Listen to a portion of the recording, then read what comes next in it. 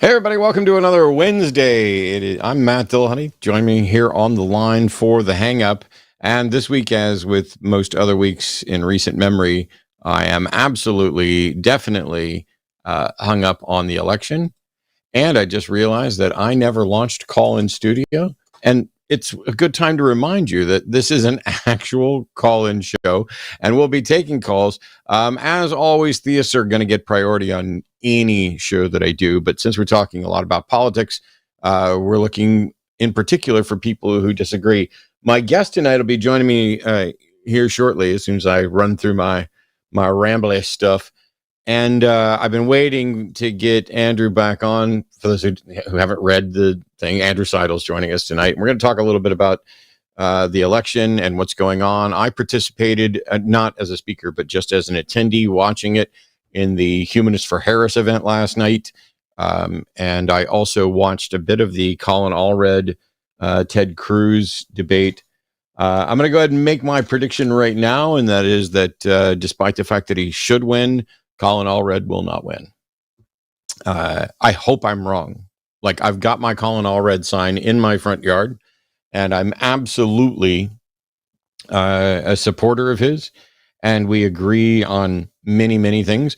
We don't agree on everything. I didn't like the way he answered every question. I think he fumbled over some stuff, but I understand how and why he did it, and I think he did a better job in that debate than most people expected. But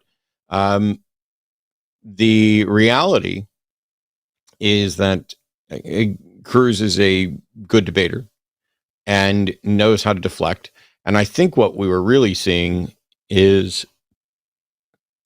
Colin Allred seemed to be trying to get sound bites of his dunks and avoid any sound bites of dunks. And I'm wondering if that's really the way the new kind of interaction on politics is going to be and continue, in that you just need to make sure that you don't give them a soundbite that they can put into an ad that shows negative on you. And so Ted Cruz was there desperately trying to come up with a good soundbite, talking about he voted for drag queens on military bases, or for flying the trans flag on a military base, and call me old fashioned, but I think only the flag of the United States should be flown at military bases. There's so much that Cruz said during that debate that was just a lie and dishonest framing. While right off the bat, he started by avoiding giving his own personal assessment on abortion policy, instead doing I think we need to leave it for the states, and there's this and this. It is tactful when it's done to avoid unnecessary offense. It is dishonest when it's done to avoid being held responsible for the actual positions that you have, and how you've consistently voted, and what your goals are. Because it could be the case that, in all honesty, Ted Cruz doesn't give a flying fuck about abortion. But we can look at his voting record and what he absolutely supports, and he is siding with his party in seemingly any attempt to terminate any hope of abortion. But tonight, I'm hung up on third-party voters, no voters, undecided voters. Like, I genuinely don't know how anybody can be undecided at this point. If you're genuinely an undecided voter, on the one hand, I'm tempted to have you call in and explain what you're undecided about, and allow us to perhaps try to help you decide. But also, in addition to that, Jimmy's doing Cus I Wanna's on Fridays and Saturdays. I don't know who all is going to be on this weekend. I haven't seen the new schedule for a lot of shows this week. But which I guess Arden can get to me so that I don't have to vamp on it. But to whatever extent somebody's undecided, I wonder if it's because they haven't paid enough attention. And trust me, I can understand somebody tuning out of the political discussions, because it can be genuinely overwhelming and frustrating and difficult. But if you're somebody who's genuinely undecided, like you feel like you've looked into both of the candidates and you can't make up your mind, feel free to give us a call. We'll see what we can do to convince you. But I've made comments, and it's pissed some people off. I'm sure I'll piss people off tonight. It's Wednesday. I'm going to piss somebody off every Wednesday and every Sunday and every time I step up to a microphone where I'm even live on Twitch. I'm going to piss somebody off. But for the people who are undecided, who might go the I'm not going to vote, or I'm going to vote none of the above, or write-in, or whatever, or third party. Why? I mean, I get that there are people who are exercising what they feel is a principled stance in saying, oh, I'm not going to vote for anybody who supports a genocide. But when the only candidates, all of the candidates who are the only ones who are likely to be elected are not stopping a genocide. We can debate how much they're aiding it or how much they will continue to aid it, but they're definitely not stopping it yet. When that's the case for both of them, shouldn't you then move on to the second issue and the third issue and the fourth issue? So I did this, and I did approximate numbers just as kind of an example. If there's 100 people, if we reduced America down to 100 people, about 30 of them are going to vote for the Democratic Party. 30 of them are going to vote for the Republican Party. 30 of them are not going to vote. And that leaves 10 of them left to basically decide the election. And this 10 includes some portion of the population who are genuinely undecided. And I'm completely at a loss for anybody who's genuinely undecided. I tend to think that those are the people who aren't going to vote. And then there's people who are like, no, I'm going to vote for this third party or this or whatever else. And so that 10% of the voting population can make a huge difference by either throwing their support behind Democrats or behind Republicans. But they can make no difference in the general election if they don't vote.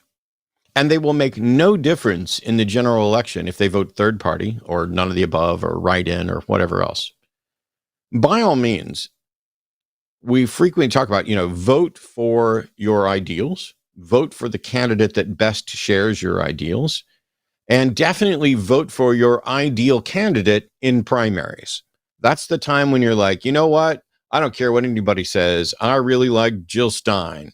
And so you go out in the primaries and you attempt to convince other people on the merits to support that third party candidate, that write-in candidate. Number when we're going to the Democratic primaries, candidate number 8 that everybody ignores, that's your one. You vote for that in all the primary stuff.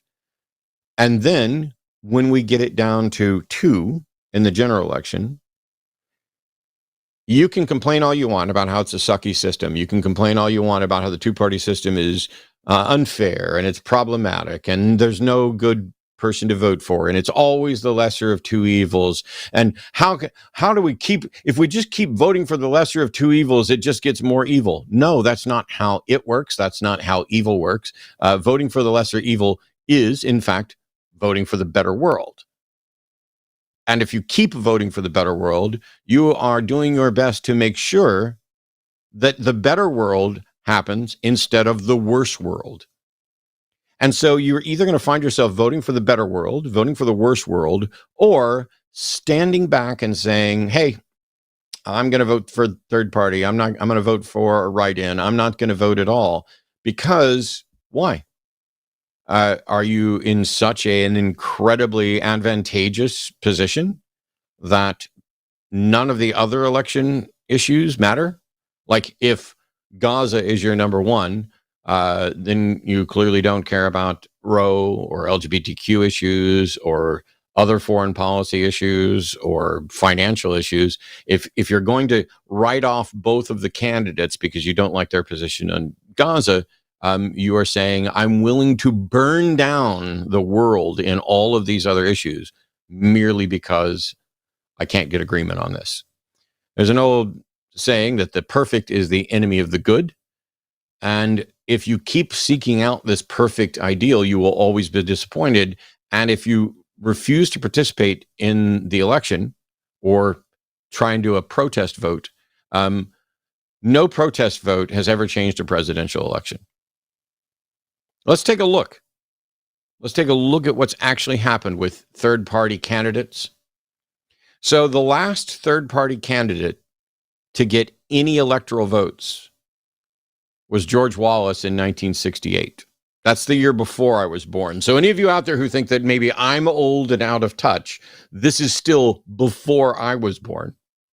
George Wallace in 1968 got 46 electoral votes. And he did that with 13.5% of the vote. Now, we can take a look at what happens in more recent elections. For example, in 2020, Joe Jorgensen got 1.18% of the vote. And that was the third-party candidate that got the most of the vote in 2020. In 2016, Jill Stein got 1.1% of the vote, and Gary Johnson got 3.2% of the vote. So that's in recent years. Somebody got almost to 3%, and they got no electoral votes. They had zero chance. They don't win a state. Not only do not win, they don't win the 50 states, they don't win a state. They don't even win electoral votes in the states that have wonky one-off electoral votes. In the past, as a matter of fact, excluding John P. Hale, who got 4.9% of the votes in 1852 as a third-party candidate, we don't have to go back that far. Let's just go back over the past 100 years. So we'll go back to 1924. How many third-party candidates in that entire 100-year period have gotten more than 4% of the vote? Well, in 1924, Follett got 16.6% of the votes and 13 electoral votes. In 1948, Strom Thurmond got 17% of the vote and got 39 electoral votes.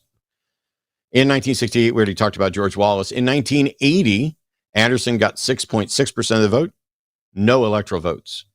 Nobody's gotten no third party's got electoral votes since 1968. But since 1968, Anderson got 6.6%. And then in 1992 and in 1996, Ross Perot got 18.9% and 8%. And Ross Perot was also the last person to get over 4%, which means since 1992, 1992 was the last year any third-party person got more than 5% of the vote. Now, that can change. If you're tired of the two-party system and you are desperate to make third-party candidates viable, the time to do that is in the primary. Voting for a third-party candidate in the general election does does virtually nothing to make third-party candidates viable.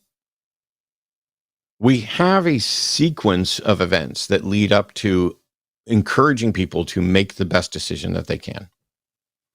And if you keep going for, I'm only going to vote for the person who perfectly matches my ideals, then you're never going to get a vote for anybody except maybe yourself, if you happen to perfectly match your ideals, which may be a different story once you're actually running for office, because the thing we do know is that as soon as you are trying to raise money, represent multiple people, compromise is going to happen.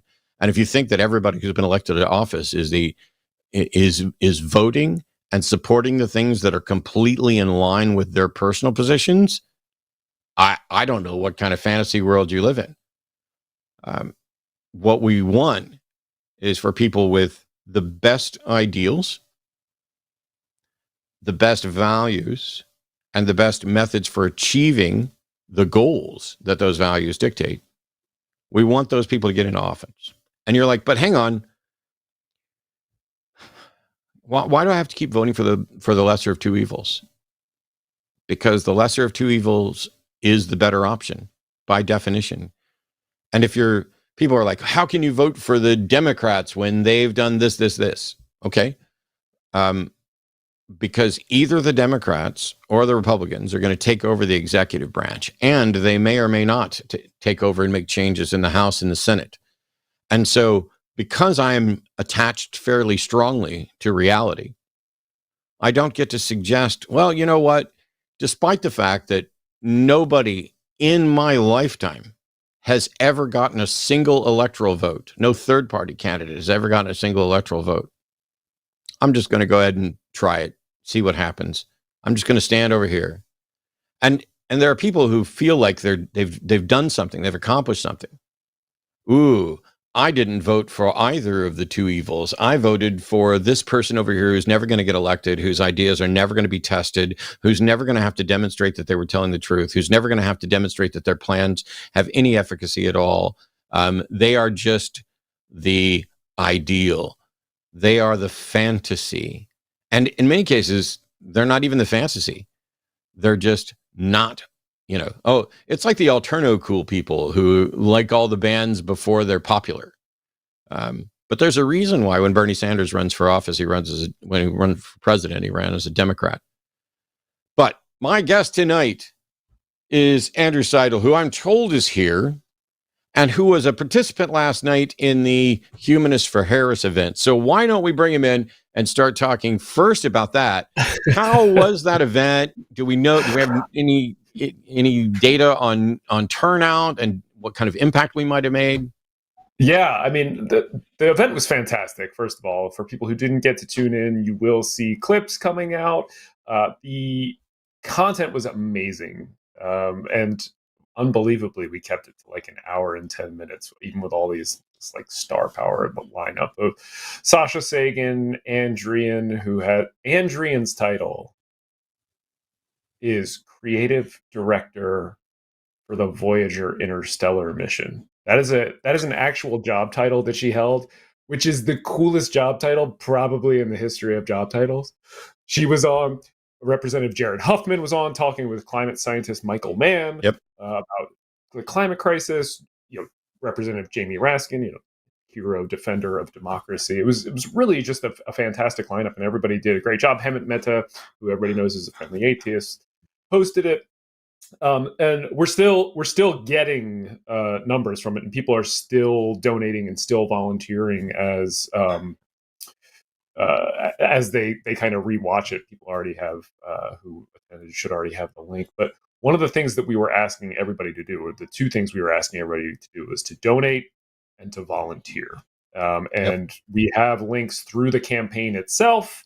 And one of the things that I'm really, really curious about, which I haven't seen any numbers on yet, is the number of volunteers that are going to come out of that. And I don't know if we're going to be able to see the total volunteer hours, but I'm hoping that's something we're going to get to do. We certainly won't know that till probably December at the earliest, something like that. But I would love to know that we contributed, X hundreds or hopefully thousands of hours to helping elect Kamala Harris and Tim Walz. It was a really fantastic event. The thing that I get excited about, and Matt, you and I have talked about this for like almost 15 years now, is we are changing the demographics, and we see the changing demographics. We see people leaving religion behind. We see people, coming to our worldview, but we are not turning that into political power. And this is something that we are starting to try to do. We've been really putting a lot of work into it. People like Sarah Levin and groups like Secular Democrats, which hosted the event, have been working on this, and something that I've been donating and volunteering my time to. But it's turning that demographic growth that we're seeing into political power, to help us fight back against Christian nationalism and help fix the climate crisis, and put all those humanist values that we were talking about into practice, into public policy. So it was a really exciting event. Numbers are still coming out, but everybody was really pleased with the early returns. It's wild to me. Well, we've got calls we're going to get to here in a couple minutes, but I want to talk about the election in particular, because there was a lot to do last night, because the Humanist for Harris event was basically almost head to head with the debate here in Texas between Colin Allred and Ted Cruz. Now, for those who aren't familiar, Colin Allred is a former football player and a representative who's running against Ted Cruz to be a United States senator for Texas. And for those who don't know, because maybe you're out of it, there are 2 senators from each state in the Senate. Now, Cruz had originally just refused to debate Colin Allred. It was, hey, we're not going to debate. I don't need to debate. Nothing. Then there were some polls that showed Colin Allred pulling in neck and neck, and even one poll that showed him like 1 point ahead. And the second that poll hit the news, all of a sudden Cruz booked a debate with Colin Allred. Yeah. And I got to watch, basically I watched the first half hour or so of the debate. I did it live on Twitch, and then I immediately jumped over to the Humanist for Harris event. And I didn't finish that entire event, but I was in there till just after you started speaking, and then I had a water emergency in the garage that I had to go take care of. So it wasn't, I didn't run off because you were there, but you were either last or close Yeah, to I was last. the end there. I was last. I was like, yeah, I listen to everybody else, but fuck that guy. Yeah, no, that's fair. That's fair. That's why we put me last. It's like, if they don't hear me, it's not a big deal. We got to get to everybody else. Yeah. No, that's where the headliner is. Even Jamie Raskin was your opening act. So, and by the way, I don't know if you mentioned Sarah Levin, but evidently just Sarah and I don't ever get to interact much, although I think we've met a couple of times. We've definitely been at some of the same events, but she and Hammett were both kind of instrumental in getting the word out on this. So it'd be interesting to see just how much of an impact there was and what we can get as, like you were saying, as far as volunteers. But when it comes down to the election right now, I watched part of that debate with Colin Allred and Ted Cruz. Ted Cruz used to speaking and knows what to do. And as I was saying in the opening, it felt a lot like Colin was wanting to get in his zingers and avoid giving Ted Cruz any sound bites that he could use in ads. And that's the frustrating part for me in the debates, is that by and large, whether we're questioning a potential Supreme Court justice or have candidates that are debating, it's been reduced to who can screw up less, who can avoid giving the terrible soundbite. Now, obviously, Trump's immune to all of this because Trump has said shit in the last 2 or 3 days that just, I can't even keep up with it. It pops up. Yeah, it pops up on my list, and I'm like, he said what? And he's still in the race and could still win. Right now, I don't think Colin Allred has any realistic hope of beating Ted Cruz. And the only reason I think that's the case is because it's a presidential election year. I think if Colin was running against Ted Cruz in the off years, I think he'd have a really good shot. But because it's a presidential election as well, you basically are saying Colin Allred, the only chance he has of winning is because Trump's going to win Texas, is if there are Trump voters who also vote for Colin Allred. And I don't know who those people could possibly be. Yeah, it's hard to imagine who would be a split ticket voter. I mean, Trump's MAGA base is a very bizarre and loyal base to him. And he and Ted Cruz have had things in the past, as we all know. But it is pretty darn hard to imagine that anybody's going to split that ticket. Maybe they don't check it. Maybe they just do the presidential. That's a possibility. Sitting out the election can have a pretty damning effect. One of the things I've been screaming about is making sure that people not just vote for Harrison Walz, but vote every race all the way down the ballot, and especially look at what ballot measures and initiatives and constitutional amendments you have, because there's abortions on the ballot in 10 states. There's legal weed on the ballot in a number of states. It's really important to know what's going on. And I just want to touch on your point about the debate, right? And look, Ted Cruz is a Harvard law school lawyer, like worked in the Texas AG's office. Like he knows how to argue. He knows how to have these debates. And as you said, is a very experienced politician. What they are looking to do in those debates now is what they really want is a viral moment.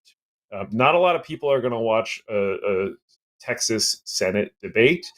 So what they are trying to do is get a moment that can come out of that. As you said, that can be run in ads, or better yet, that just catches fire online, and that breaks through into people's information bubbles. We are in a very, very weird communications space for this particular election. In 2016, a lot of people were getting their news from social media, from Facebook, from Twitter. That kind of changed towards 2020, and especially with the pandemic, things got even stranger. And now it seems like most people, or a lot of people, are getting their information from family, friends, group texts, group email chains, Signal, text messaging, all that kind of stuff. That it's going back to kind of, decades ago, where people are getting the information from those that are actual people in their life, as opposed to these algorithms. But they're getting a ton of disinformation from the algorithms that's combating that. So it's a very strange, just information environment that we find ourselves in, and it's wreaking havoc with both political campaigns. Yeah, I found myself in Facebook jail for the last week, not Facebook, but Facebook Messenger in particular. And what's weird is I hadn't even really been sending much in the way of messages. So either I have a friend who reported some snippet of some conversation, or somebody's going back to some conversation that was had 10 years ago where they started, harassing or whatever. And I thought, fuck off, you dipshit, and who knows what it was. But it was like, I haven't had any really contentious messenger discussions in, like, I can't even remember. And so it didn't lock me out of Facebook. It just locked me out of Messenger, which is the one thing that I'll use for this stuff. Arden will be sending links and stuff there and everything else, and I just can't reply. And I will say, at first it was a little annoying because we heard that there's MAGA folks who've taken over at Meta, Facebook, and there's more and more people who are talking about potentially being silenced. And I don't want to go down the conspiracy route. Who the hell knows what's going on? But the frustration for me is that they don't tell you. It's just something you said in a message violated our terms. We won't tell you what it is, and we won't tell you who it is. And I understand that's probably for a good reason, because if you're the kind of person who's harassing someone and they're like, this person said you said this and we checked it and you did, now all of a sudden you just find another way to harass the person you're harassing because you know who it is. You can't out the victims. And so it's an unfortunate system where, whether it's automated or intentional, I'm just going to be silenced. And yet, despite that, I see a parade of hate and misinformation just seemingly everywhere. And what I see getting flagged are honest attempts to get information out, but that got something wrong, or you fell for, whatever clickbait. And as we live in this world, I'm wondering, you're talking about the people who are being, fed misinformation, et cetera. Is the algorithm constructing a world no matter what we do? And I say the algorithm as a place, a substitute for the various algorithms in social media. But is this essentially, are we, because I wouldn't put like a computer's nefariously doing this, but when you have the sort of predictive algorithms that feed you more of what you're looking at, if I watch a video on white supremacists trying to implement Project 2025, and the algorithm doesn't know probably whether I'm in favor of that or opposed to that. They just know I'm interested in that. And then it's going to start feeding me other things that are similar, which can lead you down a road to Nazi, fascist, white supremacist stuff, or it could lead you down the road to the left, standing up against all this. I don't think Colin Allred has a chance of winning, and yet I'm still incredibly optimistic, cautiously optimistic, but much more optimistic than I have been about Kamala Harris and Tim Walz. Where are you at? Do you think Allred has a chance? Do you think Harris is likely to win? I mean, I know we still got work to do. Nobody should. Nobody, Am I out by myself, or are we seeing similar stuff? No. Vibe check is it's October, so I'm nervous as fuck. just always, I am not sleeping right now. I'm falling asleep at 1 if I'm lucky and up at 4. But I'm trying to channel that anxiety and stress into work. And this is one of the things that I said when you were dealing with your water emergency in your garage, right? Is we've got, as of yesterday, 3 weeks, 21 days, so 20 days now, 475 or so hours until the election. Spend some of those hours doing something, doing the work. Spend a few of those hours phone banking for Harrison Walls. Spend a few of those hours text banking for Harrison Walls in a swing state, right? Wherever you are, especially if you're in Texas or let's say a deep blue or deep red place. You can text people who are in Wisconsin, who are in Pennsylvania, who are in Arizona. This is not hard these days. And I know maybe Arden can share it or is sharing it somewhere. I sent a couple links from the event last night so that you can volunteer and donate and do the damn work now so that you're not sitting here 21 days from now being like, shit, I wish I could have done more. Do the work now. And I will tell you too, and this goes to putting some agency behind the algorithms. What is happening right now? The richest billionaires in this country are spending hundreds of millions of dollars trying to convince Americans to hate each other, trying to fracture the coalition that will get Harris elected. Right? You have Elon Musk's super PAC, which is sending $75 million. Yeah, and they're sending like fear-mongering, hate-mongering things to Jewish voters about Muslims in Gaza. They're sending to Muslim voters things about Doug Emhoff, right, being Jewish. It's just gross fear-mongering stuff, trying to fracture the coalition that will get Harris elected, trying to make Americans hate each other.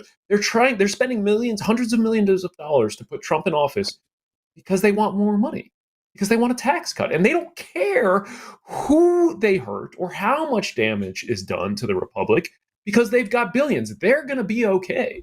If you're watching this, you're not going to be okay. You are absolutely going to be hurt by another Trump presidency. And the people that you love will be hurt. And also, you're going to be worse off economically. Like, that's a guarantee because you are not a billionaire. Anyway, that's what's happening. And I can feel more of a rant coming on. Well, we've got callers queuing up for all kinds of stuff. There's theists and atheists. There's people talking about their votes and everything else. If you're ready, let's jump in because there's people here who we are going to agree with and disagree with and whatever else. Steve's calling in from, is that Nebraska, I guess? Hey, yes, Steve. Right. Steve's a theist who Steve wants to explain why he's voting for Cornel West. Yes. Go ahead, Steve. Because he supports Medicare. Oh, yeah, by the way, hi, Andrew and Matt. But Cornel West, he supports Medicare for all.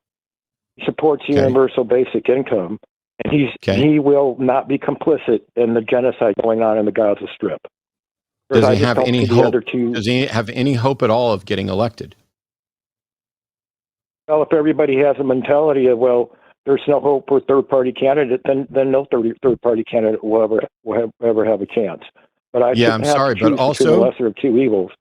You are going to have to choose between the lesser of two evils because the things that you call evil may not be evil, and one of the two that you're trying to dismiss is definitely going to get elected. And Cornel West isn't even on the ballot in enough states to possibly win the election.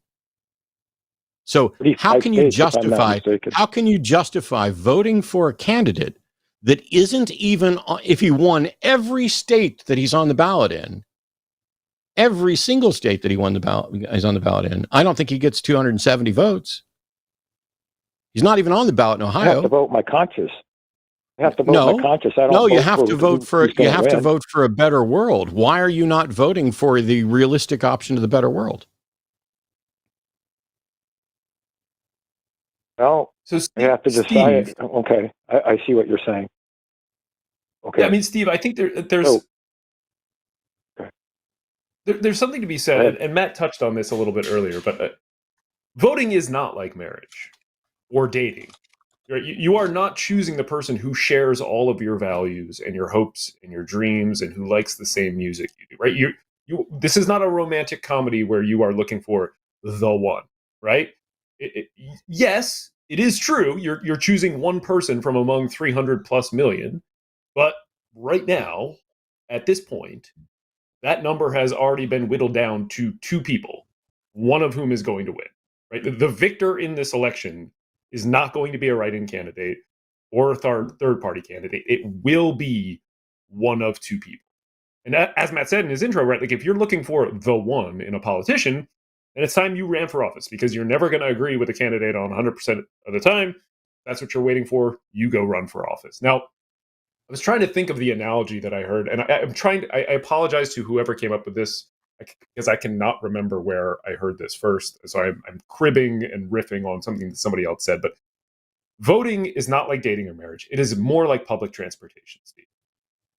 Public transportation never takes you directly to your final destination. And that's okay. You don't say fuck it and tear down the bus or subway system for everyone because you can't get exactly where you want.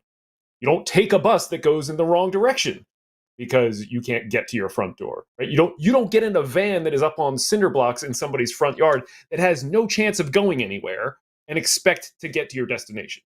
So you choose the best option that gets you closest to where you want to be. Sometimes you have to transfer. Sometimes that involves a lot of walking, like AKA work. You have to do things on your own to get to where you want to be. So I would encourage you to stop thinking about voting as finding the one and start looking at which one of the two will get you closer to where you want to be. And hopefully it's not the fascist. So rather than voting for the one that checks all the boxes for me, I have to decide who realistically of the two has a chance of winning. Go with the one that I think of the two is the better option. Of your two. So for example, all I'm saying is, like, for example, if Cornel West absolutely embodied all of my best values and ideals, then I could see me voting for Cornel West in every single primary where he shows up on the ballot, if that's what I'm doing. And what I'm saying in each one of those primaries and all of that is this is the person that best represents me. But at some point, you're going to reach a point where that person that best represents you is either not on the ballot or is not on enough ballots where they can actually win. And so if, in the case of Cornel West, he's on the ballot in Alaska, Colorado, Louisiana, Maine, Michigan, Minnesota, Nebraska, North Carolina, Oregon, South Carolina, Utah, Vermont, Virginia, Washington, and Wisconsin. That's it. He's a registered write-in in Delaware, Illinois, Indiana, Massachusetts, Tennessee, Texas, and West Virginia.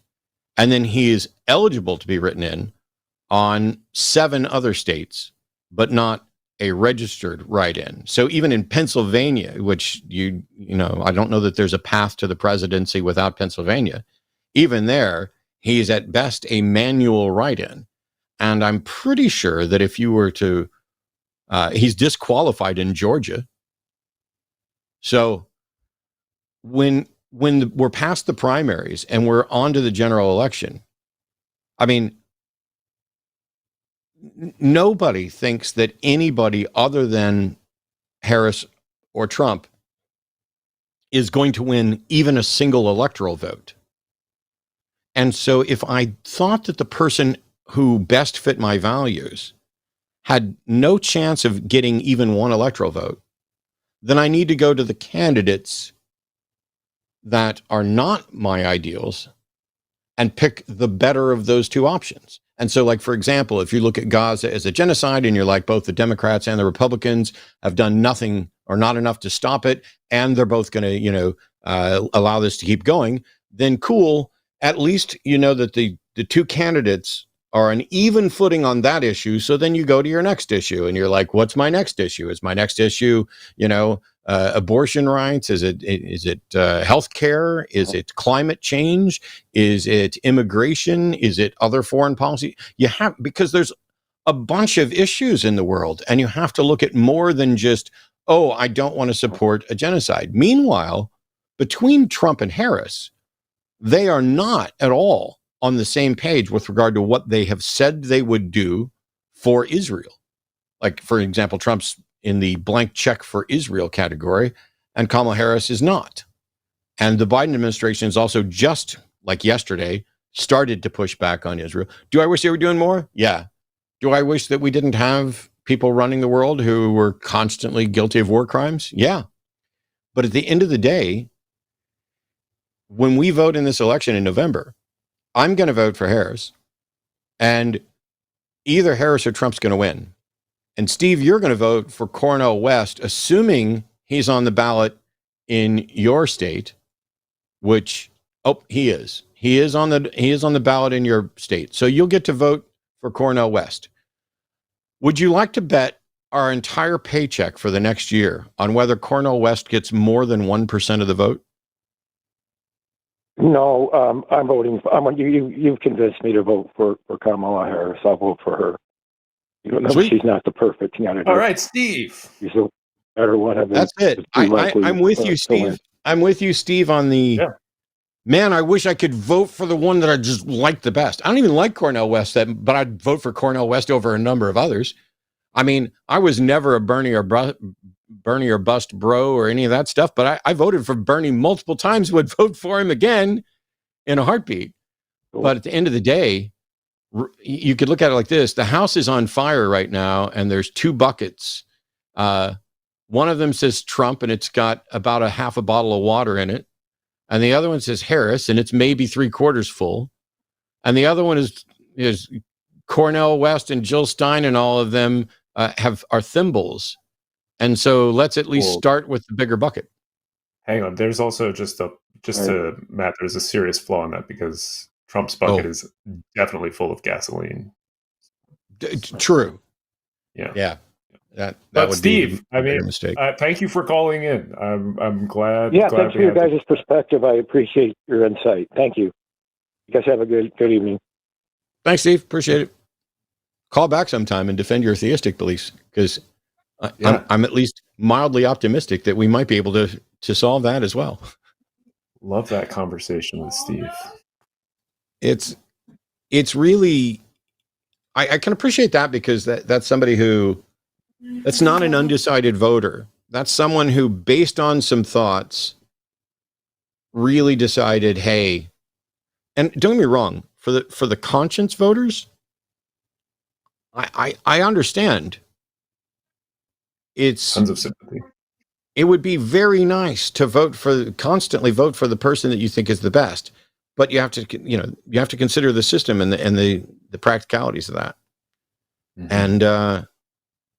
And I have real problems with Harris from back when she was Attorney General of California. I think she was overly harsh on sex workers, and I have a number of sex worker friends who are, this woman basically did all kinds of awful things.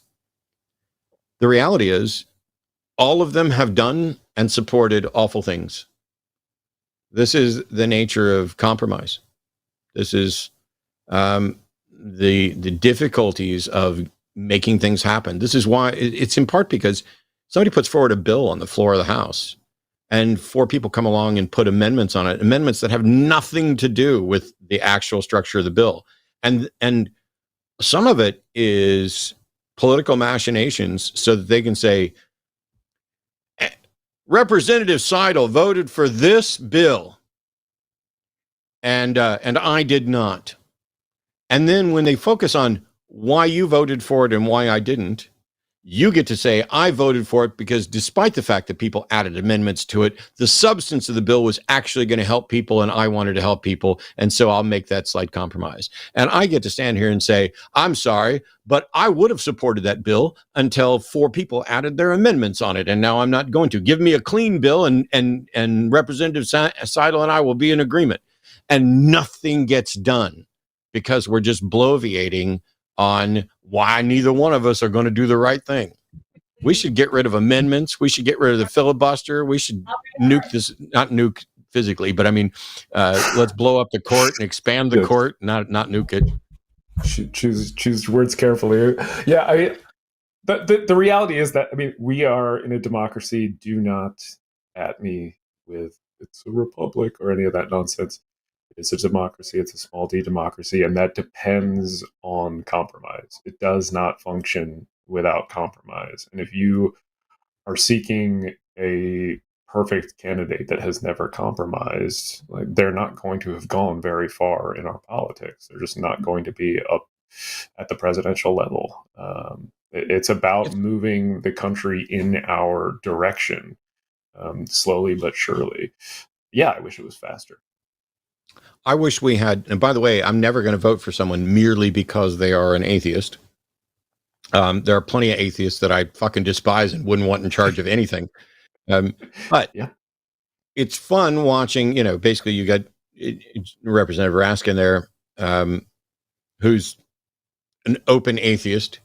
Although it doesn't tend to come up except for with our group and our community. It's not like, and it shouldn't, which is the nice thing. If you're there in a hearing where you're reviewing the policies coming out of one group, whether or not you believe in a God or whatever, it shouldn't be an issue in these things. And so it doesn't surprise me when it doesn't come up. But we know there are more secular people, more secular representatives and senators in Congress. We don't necessarily hear anything from them. And they're not necessarily working in conjunction with the secular community. This is one of the reasons why I was both happy and intrigued by the Humanist for Harris event the other night, because it's what kind of crowd can we get when we're not a united voting bloc, but we're close, where we're not in agreement on which political party we're likely to support, but we're close. It is this weird situation where we're still working to get people where they are comfortable being out. And yet there's so much absolutely broken about our system and the world that, no offense to the people who are working on this issue, I honestly don't give a fuck how many of my representatives and senators believe in a God. I worry more about how many of them believe in justice and climate change and equality. And, if it's the religion that is standing in the way of this, that's one thing. But I honestly don't think it is. I think there are people of a variety of religions that are in agreement with us on rights and equality. Now, maybe they're, ridiculous on their religion, because there's no denying Westboro Baptist Church is closer to correct about what the Bible says than the gay-friendly church in San Francisco is. I mean, that's just like, if somebody came to me and said, "Hey, I'll give you $1,500 to debate that topic," I'd be like, "Okay, I got to do zero work for that one. I can just read Bible verses and let the other side explain them." Yeah, Chrissy Stroop really put it nicely, and I've completely stolen this from her. She said that shared values matter more than shared beliefs, and that's what I'm really coming to realize more and more. And I'm at the point too where I would much rather have a chat and a drink and split some guacamole with a group of Christians who value anti-racism and social justice and LGBTQ equality than with a group of anti-equality atheists, the aforementioned group that you're as much of not a fan of as I am. Man, are they loud. There's not many of them, but they're loud. And I might have misrepresented Raskin. Somebody in chat was saying that I may have misrepresented. I am gonna get to that at here. But yes, the only out member of Congress is Representative Huffman in terms of non-belief. But Raskin is one of the founders of the Free Thought Caucus and absolutely a champion of these values. I champion the values and champion humanists, not an atheist. I definitely misrepresent. I shouldn't do that. I should have known better than to do that right off the bat. But so my apologies to Representative Raskin on that. We do, though, have a bunch more callers. Yeah. So Kylend, who called just the other day, is a theist from Illinois, him who wants to ask how to convince his dad to vote. Hey, Kylend, what's going on? Hi again, Matt. Hi, Andrew. So I'm definitely a Kamala voter, but my dad and I had a discussion the other day, and he's undecided.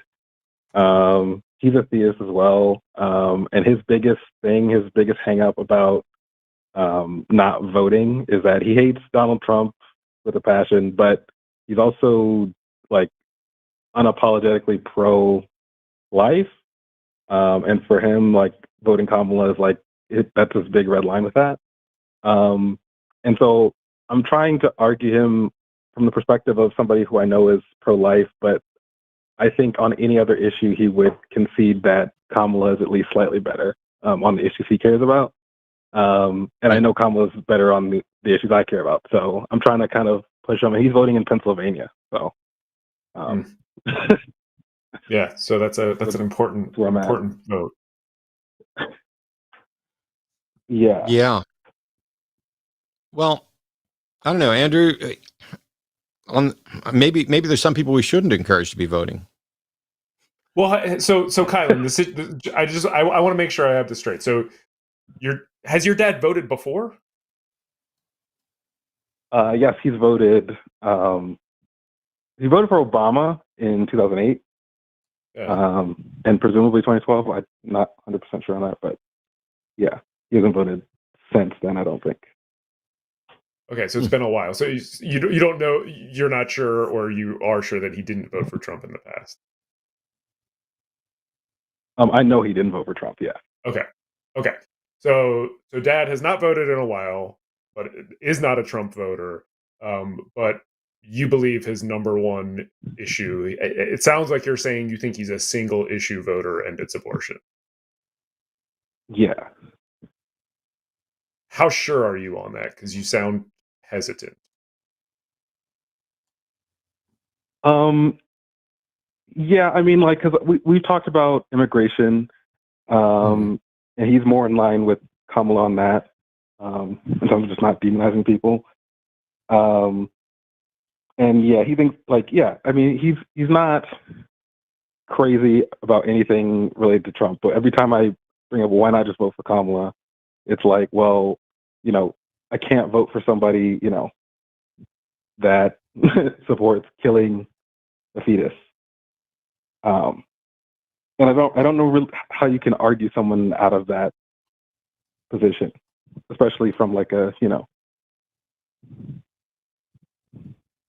Well, so does he? So I'm assuming his position seems to be one of supporting a national ban on abortion. Yeah, I think that's accurate. Okay. I get why some people are not, you know, like, oh, I wouldn't want to do this because it, you know, I'd be voting in favor of harm or whatever. It seems to me that if they're in that position where they're saying, hey, this is my issue, I can't vote for anybody who does this.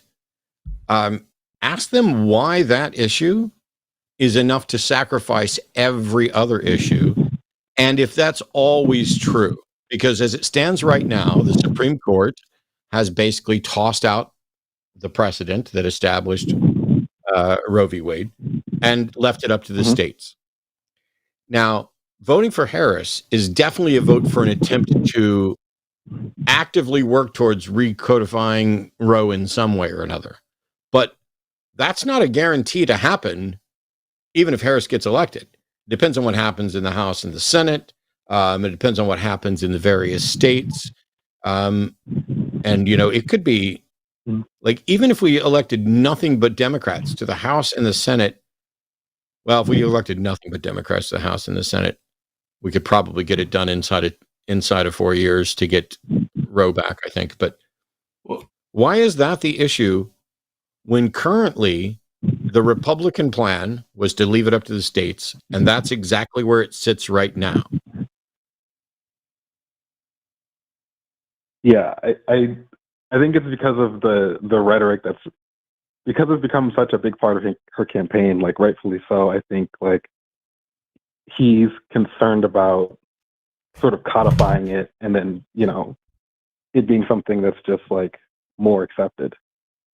Well, I mean, Kylend, let me ask you this too, because like there is a. Yeah. I heard you say your dad's pro-life, or that's how he sort of sees himself, and then I also heard you mention like he doesn't want, I think you said, fetuses to be killed, but like women are dying right now. Like we know this. We know their names. Like women are dying in places where there are abortion bans. But in Georgia, we know we know of women who have died. In Texas, like there is a dramatic rise is how it's being characterized, of women dying in Texas because of the abortion ban. So if your dad, there's a difference between being pro-life and pro-forced birth, right? Like this is, Pete Buttigieg had a really great answer on Fox News on this, and I am trying to dredge it up, and I cannot. But I want you to go find it, and I want you to go show your dad this clip, because these are not. If he cares about life, abortion is medical care. Abortion saves people who are alive right now. It saves their life. And maybe that's not going to land with him. But this has been painted as a black and white issue by a lot of folks, religious folks, and it's simply not. Gosh, I'm tempted to go look up Pete Buttigieg's answer and read it verbatim, but I won't. You'll see it. It is just a remarkable answer. But do you think that argument or that point would hold any sway with your dad, or no? I think so. I think last time we talked about this, I mentioned kind of, the issue of like, well, life of the mother. There's obviously exceptions, and his point was that most abortions are not that, and so his whole thing is like, if we just did things, how he sees it, we wouldn't have a need for like optional abortion. I think that's the term he used.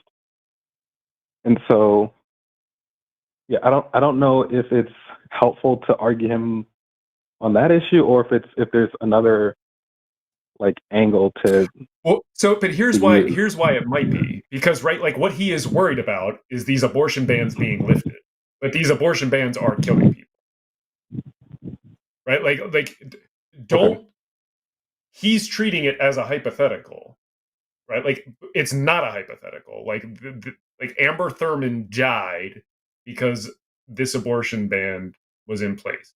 Right? Candy Miller died because this abortion ban was in place. Like it's not just some hypothetical balance over here. Well, maybe this. Like this is happening in this country now, and what he seems to be worried about is, right, because recontextualize it in the choice of Harris versus Trump, right? Like he is worried that Harris may do something that would ease those bans, right? But doing that would save people's lives. Okay, yeah. So then maybe you're saying emphasize the lives saved, kind of by lifting the bans as opposed to focusing on, There's a couple of different options. I mean, I got once upon a time, Richard Dawkins and I had an argument about. I was getting ready to do a debate on abortion, and we were arguing about the best strategy for it. And Richard was wrong. Not that that's particularly surprised, but it's funny because he went with this notion of personhood and brain activity being the point at which he's comfortable with it, and I get it. A lot of people are there. Then there's the issue of bodily autonomy, which is, who are any of us to force someone to stay pregnant against their will? That's a line of argument. But then there's, even if you were to grant the fetus equivalent rights to any other human being, they still wouldn't have the right to use somebody's body without consent, and you are still prioritizing the fetus that has nothing for society right now over the person who's carrying it.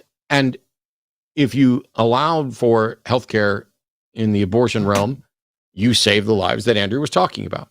And so you can frame this as it's going to save lives. You can frame this as it's going to protect rights. You can frame, it's not like what is the fear? Is the fear here that there's some promiscuous people who will just run around willy-nilly having unprotected sex, getting pregnant, and then using abortion as a method of birth control? That seems to be the fearful nightmare scenario. And first of all, that scenario just isn't happening, which is why Texas's 6-week abortion ban is effectively a ban on all abortion, because nobody's going to know that they're pregnant in time to do anything at all about this. And since they're not also allowing it in the case of, serious health issues and things like that, then there are women who are going to just be dying out in the parking lot, as Kamala Harris and others have pointed out. So you have a number of options. One is, I care about the rights of individuals to govern their own life and their bodies. Or two, I want people who wind up pregnant to not die because we're so terrified of allowing them to make decisions for themselves. And the last option, at the end of the day, especially since it's your dad, is what would he think if his wife or his daughter were in that position where they're pregnant and the medical experts are saying, we need to terminate this pregnancy to avoid you dying? Is your dad still opposed to abortion in that circumstance? Because if he is, you're probably just out of luck. That is someone who's like, leave it up to God, not us. They're the people who won't throw the lever on the trolley problem because they are convinced that inaction is preferable to action. It's the same thing with a lot of the third party and non-voters. They're convinced that by not pulling the lever, they are innocent of the consequences because they didn't set up the scenario. But the reality is you're already in the system and you have the opportunity to do something. And trolley problems are designed to be difficult, kind of force you to think about stuff. Mm-hmm. So force your dad to think. And if it turns out that he's truly about opposing abortion in all circumstances, then even Trump Vance isn't severe enough for him, and he needs to find a third party option to throw away his vote on. Okay. Yeah, I like that. I think what Go ahead, Kylend.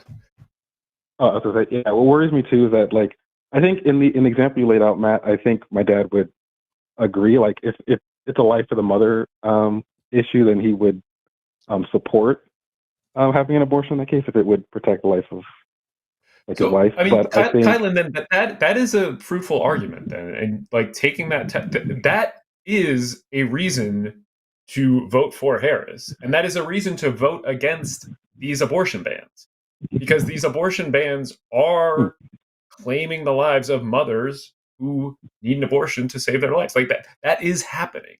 And so frame it like this: like, these abortion bans are sweeping in all kinds of things that your dad thinks are probably okay, then, right?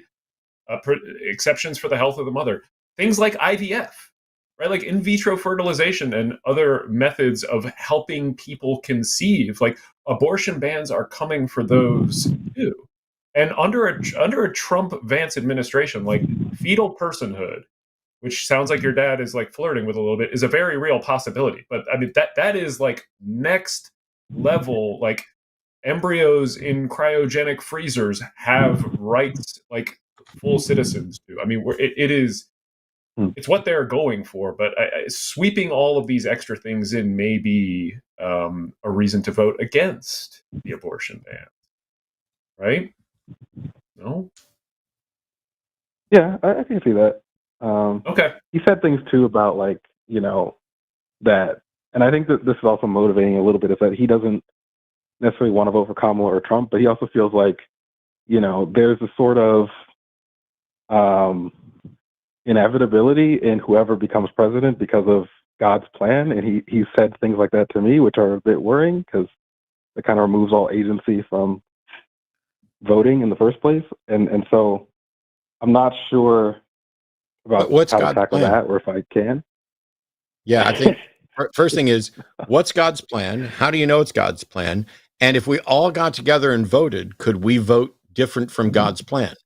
If it's not possible for God to be wrong about his plan, then his plan's irrelevant. Unless God has specifically told your dad who to vote for, your dad has no way to appeal to God's plan.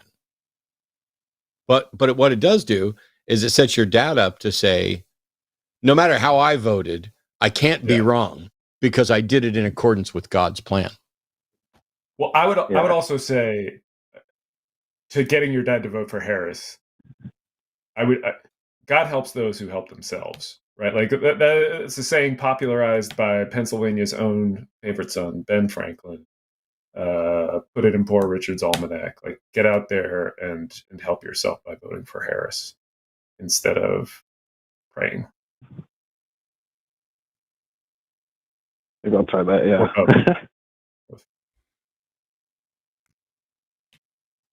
All right, Kylend. That might work. Cool. Let us know how it goes, Kylend. Yeah, do this tomorrow and then call back and and tell us how it went. We'll give you round 2. Okay. I got to move on, though. I'll try all of that. I appreciate your call, Kylend. Best of luck. Let us know how it goes. Well, here's one. We've got a couple of atheist caller that I'm going to get to in a minute, but Josh is calling from Texas to say that lesser evil voting is at best ineffective and at worst detrimental. Josh, are you in favor of Roe v. Wade protections, or are you opposed to Roe v. Wade? I'm in favor of anything pro-abortion. Yeah. Cool. So in 2016, if the people who decided they weren't going to vote for the lesser evil and they considered Hillary the lesser evil, if those people had voted for Hillary, do you think we'd still have protections for pregnant people? It's very, very likely that, that example. Okay. In light of that answer, where you've just acknowledged that voting for the lesser evil in 2016 would have effectively saved Roe, or likely saved Roe, what's your case that lesser evil voting is detrimental? Sure. I mean, for example, just a few off the top of my head, Obama had a super majority in 2009, and they could have codified it into law if they wanted. They could have done a lot of things with that super majority. In 2018, I was a part of a bunch of protests. I'm sorry, I don't see what that has to do with. I don't see what that has to do with voting for the lesser evil being detrimental. Also, my point is, when they actually get into office, the Supreme Court would have struck it down. Hang on, the Supreme Court would have struck it down if it had been codified. I mean, that argument is so silly to me. You think they'll strike down a precedent going back decades, but not a federal law that was passed by Obama? No, I'm saying, when there was a liberal majority on the Supreme Court, if they had codified it, then it wouldn't have been a problem. But to Matt's point, but they didn't. Then you still get to Matt's hypothetical of the 2016 election, and you still are tripping over your admission at the beginning of this call. You're also going back with hindsight and being incredibly anachronistic, because there was no reason to think they needed to codify it, and there was no reason to think that, for example, the Republicans would steal. What do you mean, why not? It was the law of the land. It was settled law. It was precedent.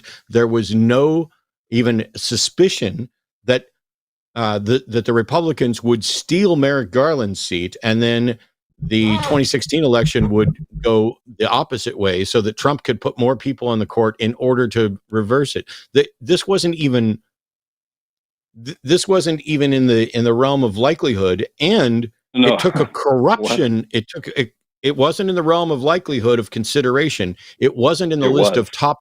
It wasn't, and it wasn't in the list of top priorities, which is why it didn't fucking happen. If you'd have asked anybody while Obama was in office, what's the likelihood that the Supreme Court is going to be overrun with right-wing ideologues who are going to overturn Roe v. Wade? Nobody in government was sitting there saying, "Yep, we better codify this now." Nobody in government, sure, but Josh, there were a few people saying that. The Federalist most of Society them has been legal. trying to do that for 50 years. I mean, Yes, Josh. that's how it happened. Yes.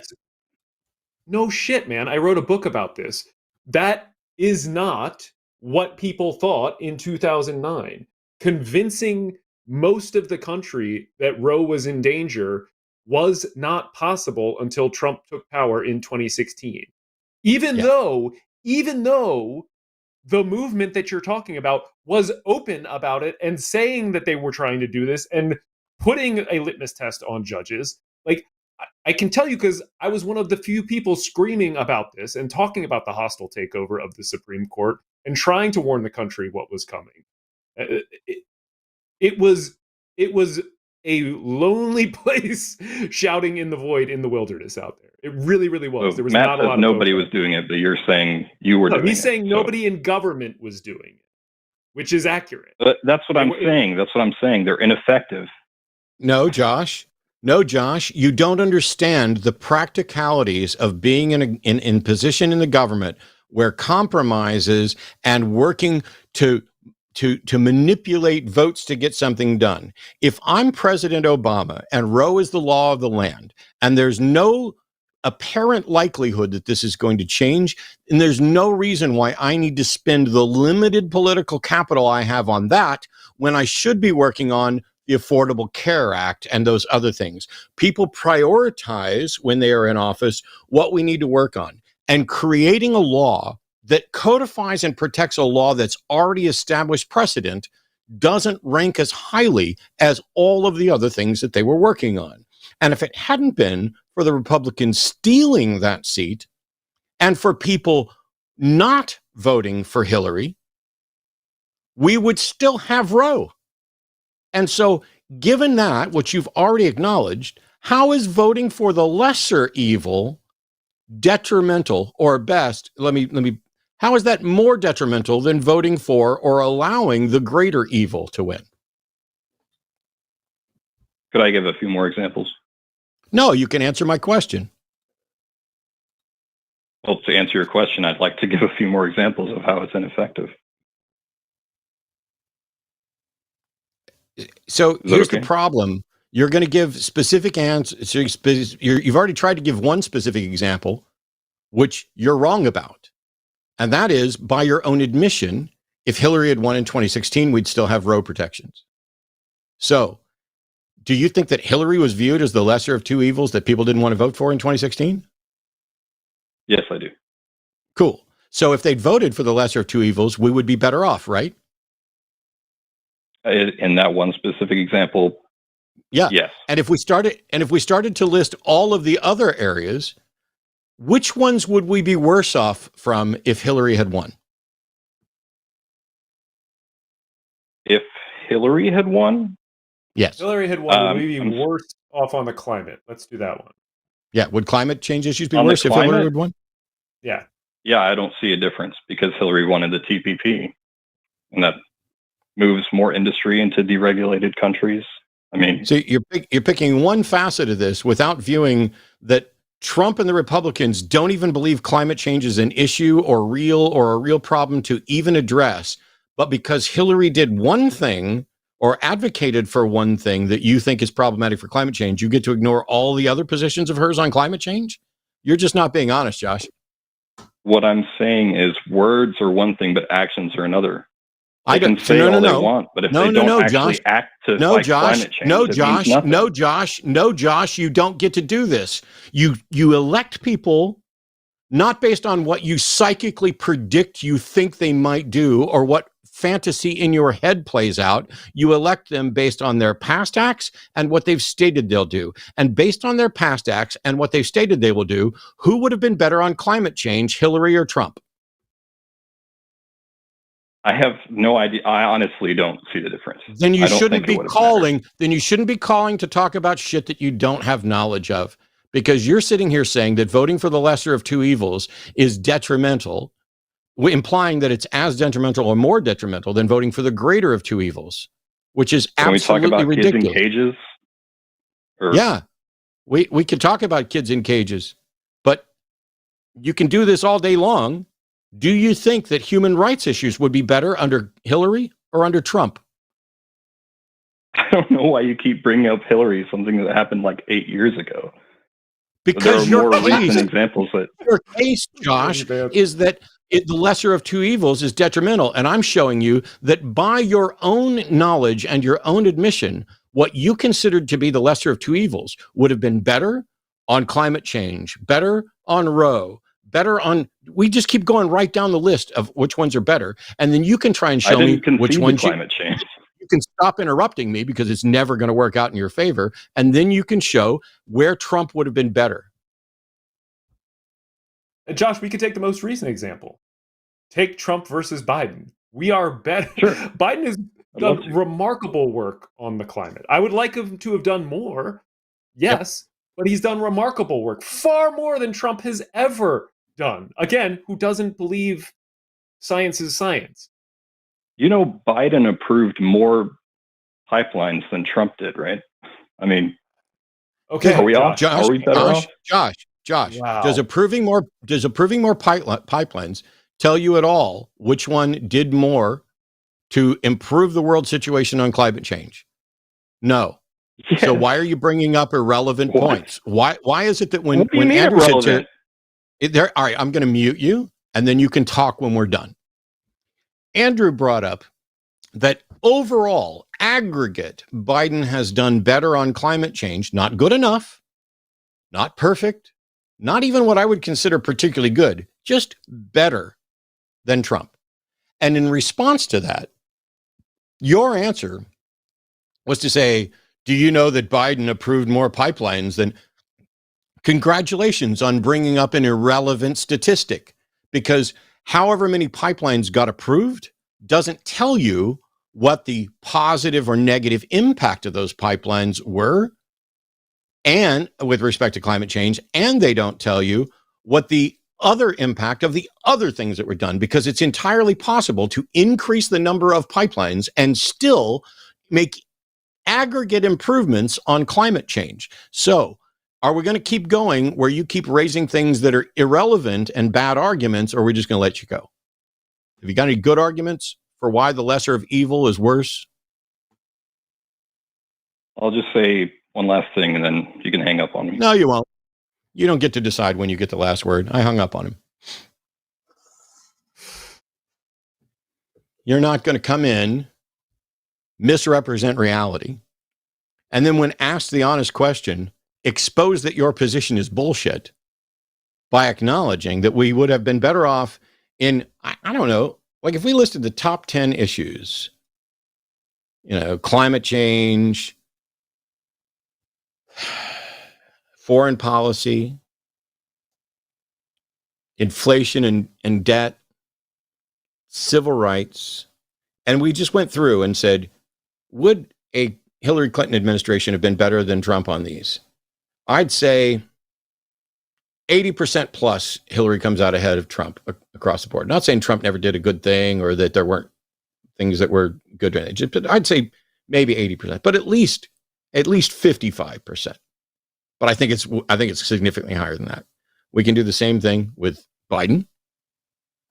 And there's an instance where people didn't vote for what the caller considered was the lesser evil, and a case where they did vote for what the lesser evil was. And in the case where they didn't vote for the lesser evil, things got worse. And in the case where they did vote for the lesser evil, things improved. So you can say the system's not perfect all you want. But if you say things are going to get worse under the lesser evil than they were under the greater evil, then you have misunderstood how to define lesser evil and greater evil. By definition, when we evaluated two candidates, whichever one is the greater evil is the one that, by definition, leads to the worse world. That's it. That's the standard we're using. Yeah, that's it. I mean, you're like, I don't want to vote for the lesser just evil. To pick one. I'm going to pick one data point to disprove the overall trend, which is the whole point of the conversation, or the whole point of that argument. Yeah. It's a pretty common tactic, and not. Well, let's try this. Let's step away from politics for just a minute. Marco Pronzahim is calling from Mexico, who's a theist who wants to talk about healing miracles. So, welcome, Marco. You're on with Matt and Andrew Seidel. How are you doing? I'm doing great. How are you guys doing? Doing all right. Thanks, Marco. Thanks a lot. Yeah. So this matter has been an issue for my personal interpretation of Scripture and God, and overall spiritual world. I just would like to compare both of your perspectives regarding faith miracles. I was just a couple days ago watching a session in the church I go to. The pastor was lining up persons in order for them to tell people about how God healed the medical issues they had, which they can somehow prove scientifically. So I would like just to know your opinion on how an atheist... There's a little bit of a leap there, Marco. Yeah, you went from, you basically said you were watching a program where they had people talk about how God healed them. Well, people talking about how they think God healed them isn't in any way demonstration that they were healed or that God did it. And then you went on to assert that they can scientifically demonstrate that God healed them, which is simply not true. And given everything that we know about the universe, it's not possible to demonstrate that a God healed anyone ever in the history of the world. How could you possibly show that if somebody got healed, that a God did it? Well, I trust my own family that got healed as well, not just in the church. So that was in the church I go to. So I'm a Marco, Christian. This isn't about trust. I'm saying, how could you demonstrate? Like, pick anybody that you think has been healed. Let's say it's a member of your family. Yeah. How can you show that they were healed by God?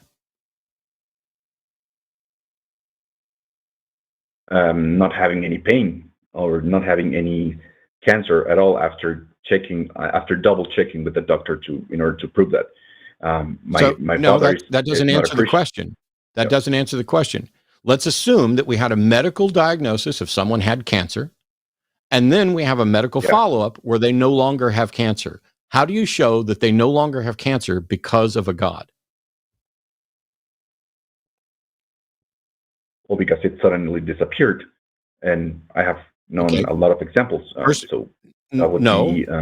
sorry, but the question is, how can you show that it's a God that caused the cancer to disappear?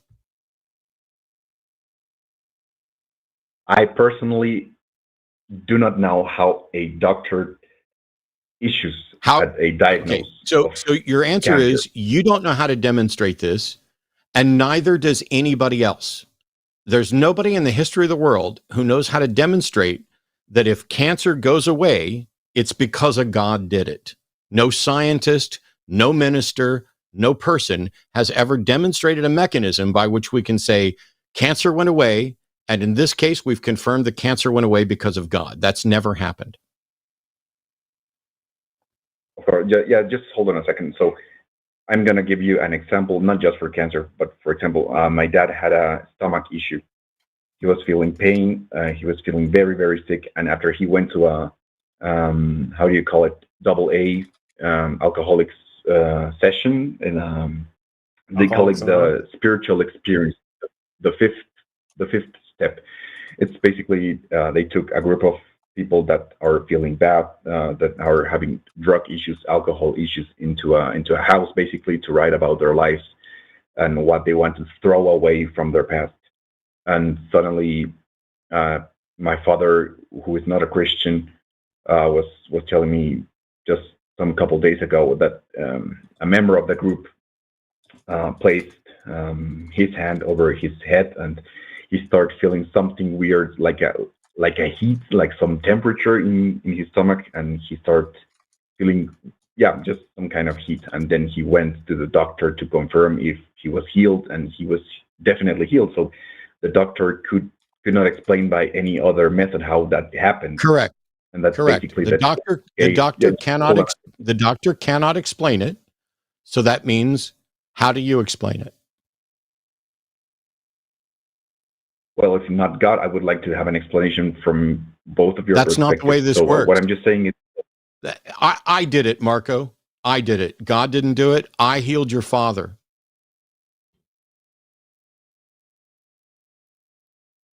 Yeah, but that doesn't make any sense, you know? If Why not? God is all powerful, I'm real. Why? I'm literally real and here talking to you. Has God ever done that? No, not personally. I haven't experienced something like that before, but how if we listed all of the things that I say that I can do, and I demonstrate that I can do 90% plus of the things that I say I can do, what percentage of things that God says he can do has ever been demonstrated? I'm not sure if I understand your question. So the answer is you 0. Said you are real. So how do you prove that I didn't heal your dad? Because you were not placing your hands over my dad. So how do you know that placing hands over your dad has anything to do with healing? Because that's usually the way that faith healings work in churches. No. Of churches. No, Marco, in the entire history of the world, nobody has ever demonstrated that faith healing has ever worked. So how can you say that's how faith healing works? There's no demonstration that laying on of hands actually accomplishes anything. And by the way, let me be honest, I can heal your dad without ever touching him. Does that make me more powerful than God? No. If you would be able to heal someone from a disease, that from our Christian interpretation, that would be God giving you power to do so. So in this case, so you're saying if I successfully heal your dad, it's not me, it's God doing it through me, then you are being irrational and dishonest. Why is that so? Because you are asserting that you know that it's not me and that it is God, and yet you have no way of demonstrating that it is God or that God exists, and you have no way of demonstrating that I didn't do it. So you are willing to dismiss my claim, which you can't disprove, and accept and put another claim over the top of it that you have no way to prove. Do you care about what's true, Marco? I absolutely care about what's true. I don't believe you. In this case, I don't believe you. So your dad had stomach pain. Your dad had stomach pain, and he went to an AA thing, and he supposedly had some sort of spiritual experience where somebody put their hand over his head. Now, you do know that faith healers will often use chemical substances to make the body feel heat and cold. Do you know that? Do you know that faith healers and frauds do that? Yes, there exists a possibility they doing that sort of stuff, but those sort of tricks. So that we know that kind of fraud thing happens, and your dad said that he experienced something hot on his head, and then the doctor confirmed that his stomach issue was gone. What was his stomach issue? Just pain? I'm not sure what was the exact problem, but in this case, what was the diagnosis that the doctor said was cured? Because my father instantly felt something. No, that's not true. What was the doctor's diagnosis that he said he was cured from? Well, I can ask the doctor if he can provide me the diagnosis he issued. You haven't talked to the doctor? You haven't talked to your dad about what the diagnosis was?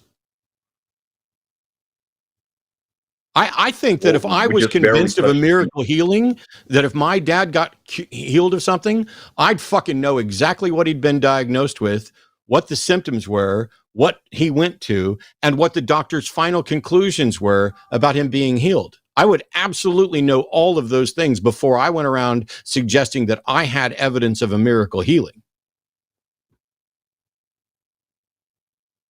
Just recently, I knew about that problem that my dad had. So in this case, you were telling me if I would have placed my hands in someone's body, I could have that power as well, not God. How will you demonstrate that it was God and it wasn't? No. That's burden shifting, Marco. Yeah, Marco, you're now officially asking me the very question I asked you, and my answer is I don't know. You tell me. You're the one that's pretending you can do it. How do you tell the difference between something stopping without any identifiable cause, because the body heals and cures itself all the time. How do you tell the difference between that and a God doing it and some other cause that you don't know about, or me doing it? There's the four possibilities. You're the one that says you can tell the difference. You need to explain to us how you can tell the difference. Okay, so I have two sort of answers here. The first one is from the Christian perspective. So Jesus Christ was telling the disciples they received a great commission to go and heal people, go expel out demons. Nope, I'm sorry, but out there. Marco, it doesn't matter what the Bible says. That's not a method to telling whether or not your dad. Does the Bible mention your dad or your dad's illness? No, it doesn't. It just gives examples from people. No, it doesn't mention your dad or your dad's illness. So what you have is a storybook from other people who've made mistakes that you're making now. People who didn't know how to tell when a God was doing anything and making the decision that a God did something. But I'm not going to be convinced by storybooks, and neither is any rational person that wants evidence for something. You don't even know what condition your dad had. How do you know what solved it? Yeah, but my dad is not the only case. I just told you. I don't want to. I didn't say. Did I say that your dad was the only case, Marco? Did I say that your dad was the only case? Well, Marco, are you now in agreement that there's considerable doubt, we'll put it that way, about your dad's miracle, since you're moving on to other ones?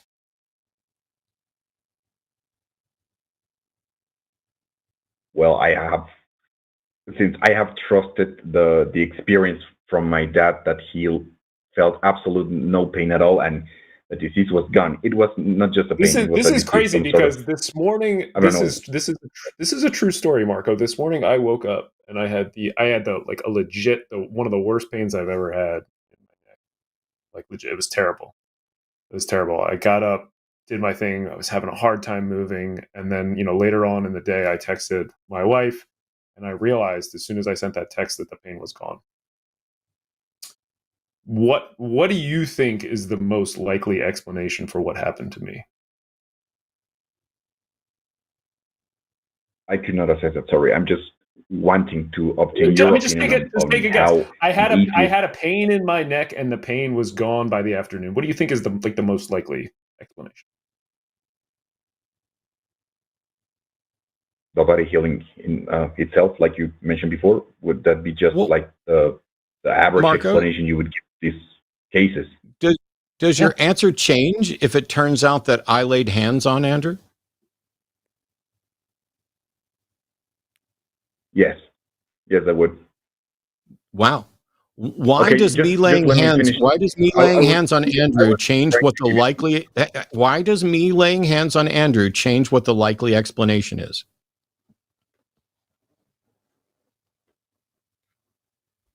Well, the first explanation could be that Andrew's problems wasn't that bad at all, and the body healed by itself.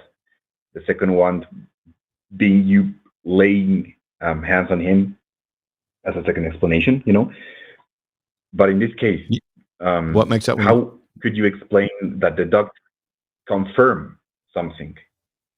I'm sorry, Marco. Every time I ask you a question, you avoid it. Here's another one, Marco. I had a broken leg once. X-rays confirmed that the leg was broken. 6 weeks later, the leg was healed. It was no longer broken. Confirmed by diagnosis, by an X-ray. Bodies heal themselves all the time. It's how we grow and live, man. Yeah, but why exactly in that specific moment somebody laying hands on, or why on a church? Why after knowing about Marco, God? you need to get comfortable. You need to get comfortable with the phrase "I don't know," because every time I ask you a question, you avoid it. And we've already established that you would have thought that Andrew getting better would have been the body's normal response until you heard that I laid hands on him. And then all of a sudden you think there's another explanation. And when I asked, why does my laying hands on him give you any other explanation? You did not have an answer. Why should anybody laying hands on anybody give you a different answer of how likely that was to be involved with the healing.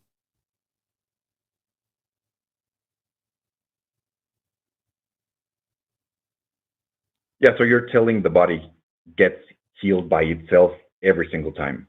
It happens all the time. No, So laying hands that's on not what I'm someone's body saying, and that's doesn't not change. what I asked. No. I'm going to give you exactly one last chance, and then I will hang up.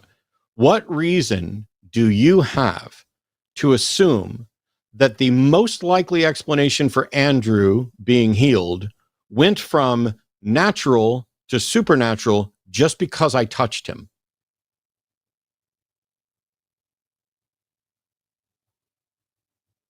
Once again, the Bible tells people to do so. Yep, goodbye. The Bible commands Goodbye. people to go. Go ahead and say goodbye, Marco, because we don't give a fuck what the Bible says. And the Bible is not a path to answer your question. The Bible is the red herring.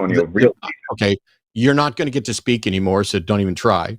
The Bible is the red herring that you dangle to show when you don't have an explanation. When we've asked you to demonstrate why you think a particular outcome is more likely, why do you lean towards magic when you have no evidence for magic? And you're like, oh, because the Bible. Well, I'm sorry, but the Bible's the storybook. It does not contain evidence to confirm any of this. And it's beyond absurd for you to think that me laying hands on Andrew makes it more likely that Andrew's healing is supernatural in origin. Thanks for calling, but we're moving on. Hang on, I got to say two things too. Not to Marco, you can let him go, but Marco, if you're still paying attention, I mean, the word I don't know are beautiful words. It is really okay to not know things. Not knowing things is how we learn, especially how we learn as a species. It's why we have medical science, right? Like it's why your dad can go to a doctor, right? Like I don't know. It's really it's a beautiful and okay thing to say. It's okay not to know. And second of all, Matt, all this talk of laying your hands on me, we're gonna have to move on. You're gonna call HR? I have to take my sweatshirt off here. I'm getting a little warm. Jimmy, we've got an HR issue. I have evidently harassed Andrew. Jimmy is texting me. Yeah. Well, let's get back to politics for just a minute. Brian's calling from Illinois. Brian's Brian's a theist who's voting for Trump but thinking about voting for Harris. So what's going on? And maybe Andrew or I, but probably Andrew, could help you out. Yeah, no. So like, I was sitting there. I'm a theist.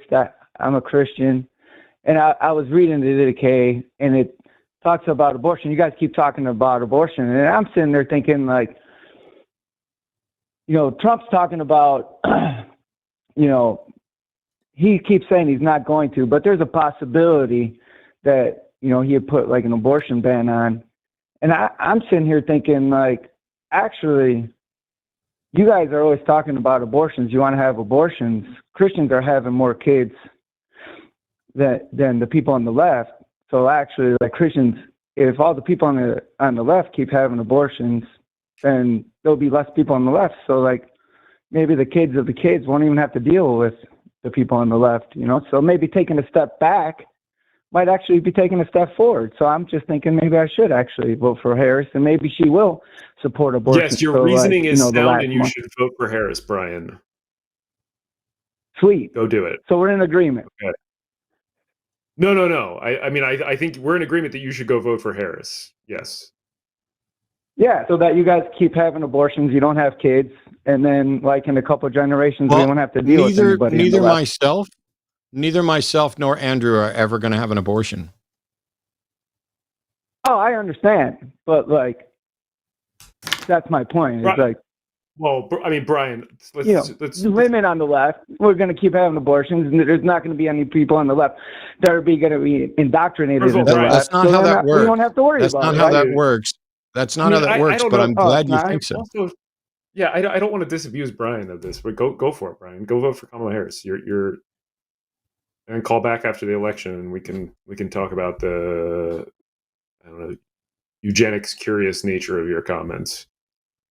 Oh, that's what you guys are saying, not me. I'm pro-life. I'll never have an abortion or have a woman, if I got her pregnant, I would never have her have an abortion. It's you guys that are talking about eugenics. Well, it's actually not your call. So, I don't know if you know that. Abortion isn't eugenics.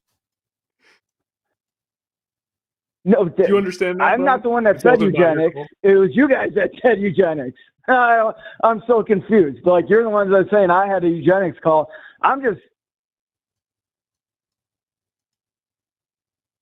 You're just what? So, Brian, here are a few things that jump out. One, there are plenty of Christians on the left. Okay, so your divide is. I wouldn't call them Christians, but that's okay. Beyond. Well, okay, fine. Wait, Brian. Well, I'm going to let Andrew finish, but then we'll get back to that. No. Go, that one's juicy enough. We can just sink our teeth into number one. We don't need to go farther. So, Andrew, why do you get to decide who is or isn't a Christian? You mean Brian? Right. Yeah, Brian. He does mean. Oh, Brian. sorry. You said Andrew. I'm sorry. Yeah. I'm sorry. Oh, it's real easy because, anybody. I would agree with you that anybody could call themselves Christians, but there's a legitimate reason how you can call yourself a Christian in part of the church. So, there's a lot of people like. Oh, it's real easy. There is one church that Jesus Christ established. It's the Orthodox Church. Prove it. I don't need to prove it. It's proven already. Oh, then I don't need to listen to you. Oh, I can prove it. You want me to prove it? So Jesus I asked Christ you to prove it. I asked you to prove it. I asked you to prove it. I am. I asked you to prove it, and then you said you don't have to. Will so right now. why are you trying to talk, Brian? All right, look, I'm going to mute you, and you can speak again when you stop fucking interrupting me. Actually, Listen, Matt, you can speak again. I think we should. I honestly think we should let Brian go. I mean, we should let him vote for I'm willing to, but I want. The point is, if I ask you to prove something and you're like, I don't have to, cool, we're done. But then when you found out you weren't going to get any more time on the show, now all of a sudden you're eager to prove it. Okay, prove it. Okay, all right. I'm sorry. The reason I said I didn't have to prove it is because it's in the name. That's what I'm sorry. I'm going to mute you again so that we're not talking over each other, because talking over just absolutely makes me furious. And I'm hoping that maybe I can get to the point where Andrew looks like the bad cop at some point. So let's try this again. Prove it. I'm going to unmute you now, and you should begin proving it. Okay. So Jesus Christ established a church, and then that church has been continuously put on. Okay, I'm going to mute you again just so we're not talking over each other. When I say prove it, and your first statement is Jesus Christ established a church, that's the very thing we're asking you to prove. So stating that Jesus established a church isn't in any way proof that Jesus established a church. So we'll try this again. Please prove that Jesus established a church. What do you mean by proof? Like, we have tons of literary, historical. Okay, I'm going to mute you again so that we're not talking over each other, and we're going to keep playing this game. You're the one that says you can prove something. If you think you can prove something, you don't then get to ask me, what do I mean by proof? You're the one that said you could prove something. What you mean by proof is what we're going to deal with. And if what you mean by proof is insufficient, then Andrew and I will definitely point that out. So once again, please prove. All right, sounds good. That Jesus, please prove that Jesus established a church, and which church it was. Okay, so we have Mark, Luke, Matthew, John. We have the Church of Antioch, which started by Peter. We have Okay, I'm going to mute you again. I'm sorry that you don't seem to understand what prove means, or how to make a cogent argument, or how to structure an argument in anything that's resembling a rough syllogistic form. But saying Matthew, Mark, Luke, and John is just saying the name of 4 anonymous gospels that we don't know who the authors are, as if that said anything. Nothing about the names attributed to those gospels in any way demonstrates that Jesus ever established a church. So how was saying Matthew, Mark, Luke, and John relevant? Well, I don't understand how when we have literally historical, literary definitions from the very beginning of. Okay, I'm going to mute you so that you don't just keep embarrassing yourself. You said Matthew, Mark, Luke, and John. Then you said nothing about Matthew, Mark, and Luke, and John. You just said, literally, if you go back, I'm saying, how do you prove that Jesus established a church? And your words were, okay, Matthew, Mark, Luke, John. And then you continued on. You didn't say anything about them. So I'm going to ask you a follow-up question.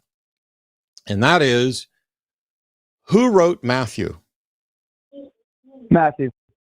No, we don't know who wrote Matthew. There is no we autograph do. copy. Absolutely. No, we actually don't. There is no autograph copy. The name attributed to it. Every manuscript we have is from. Okay, I'm going to mute you because you're just lying. We do not have any autograph copies of any of the Gospels at all. This is just a fact. It's embarrassingly stupid of you to say that we do. This is a fact that's not in dispute even by Christian scholars. And we don't know who wrote Matthew, Mark, Luke, and John. Those names were attributed as a matter of church tradition. Since we don't have any original copies of Matthew, well, here, let me ask you. Brian, do we have any original copies of the Gospel of Matthew?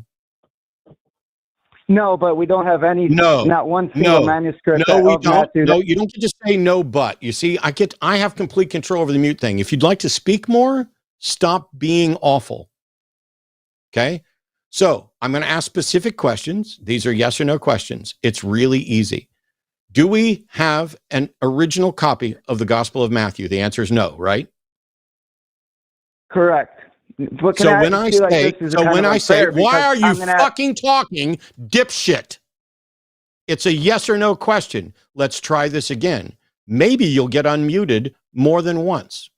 If we don't have an original of the Gospel of Matthew, how can you then claim that we have an autograph copy of Matthew? Because that would be an original, right? Oh, I see what you mean. I'm sorry. You're right. I got you. You're damn right I'm right. I misunderstood it. For the Gospels, we have no autographed or original copies, correct? Correct. And the names attributed to them are a matter of church tradition and are not verified or verifiable, correct? No, that's complicated because you would have to. It's not that complicated, example, but the very first. Yeah, let's just imagine. Let's just imagine, Brian. Brian, I'm gonna bend over backwards, even though you don't deserve it. Let's just imagine that I agree with your incorrect assessment that the Gospel of Matthew was actually written by the Matthew that people claim it was. Let's just say that's the case. How does that prove that Jesus established a church? Well, because, like, for example, I don't understand how he wouldn't have established church when. Okay, I'm going to mute you again because, well, like, for example, I don't know how he wouldn't have established a church is not only not an argument for how he did, it's not an argument that he did. And it avoids the very question, which is, even if we assume that the Gospel of Matthew that we knew that it was intact and complete and the words of an actual eyewitness, the question was, and I will say it one more time, how does that, the existence of an eyewitness account, prove that Jesus established a particular church? Because we have apostolic succession. That's not how proof works. Sorry, Brian. All right. I don't know. I don't know what you mean. Yeah, I know you don't know what I mean. So let's just get back to whether or not you're going to vote for Harris or Trump. For self-deletion of the left, Harris. Here we go. 2024. Okay, you go ahead and do that, and take a picture of your ballot, and you send it to me, and then I'll let you call again. Yeah, I mean, Brian, I gotta say, good. No, I'm serious, Brian. I'm serious. This is the best plan. I swear to you. I swear to your God, this is the best plan to own the libs that I have ever heard. Awesome. I'm not kidding. I agree that we should all self-delete the left. I appreciate that. Up, Have a good one, guys. Man up. It's wild because I have a hard time now. There's so many prank calls and troll calls, but then there's also people who are legitimately confused.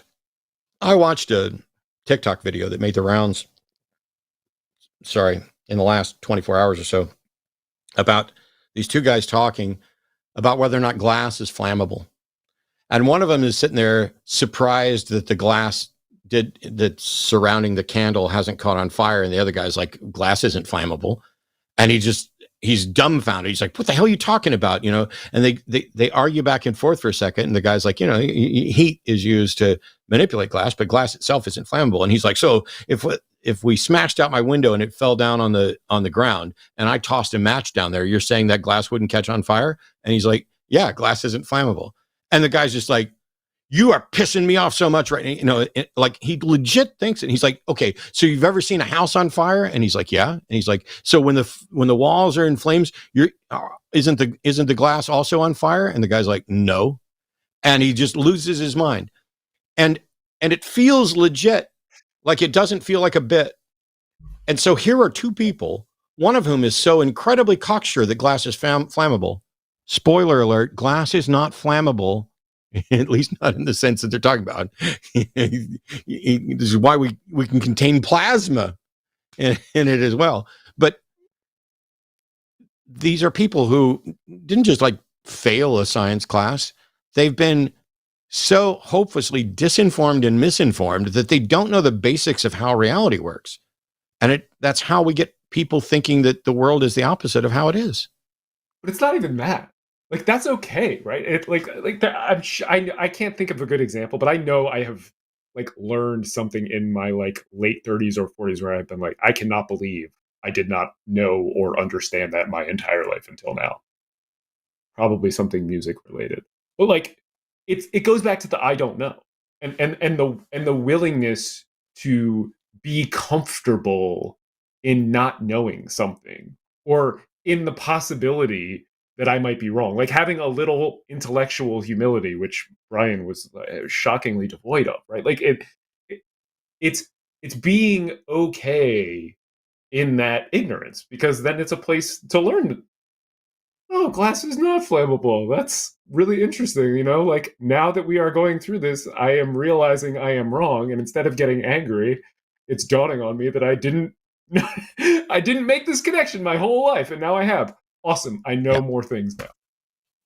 We got a few more calls to get to, a couple theistic callers, and then we'll get to super chats. We'll be reading all the super chats over $10, and but we've got a hard stop here in about an hour and 6 minutes at the very outside.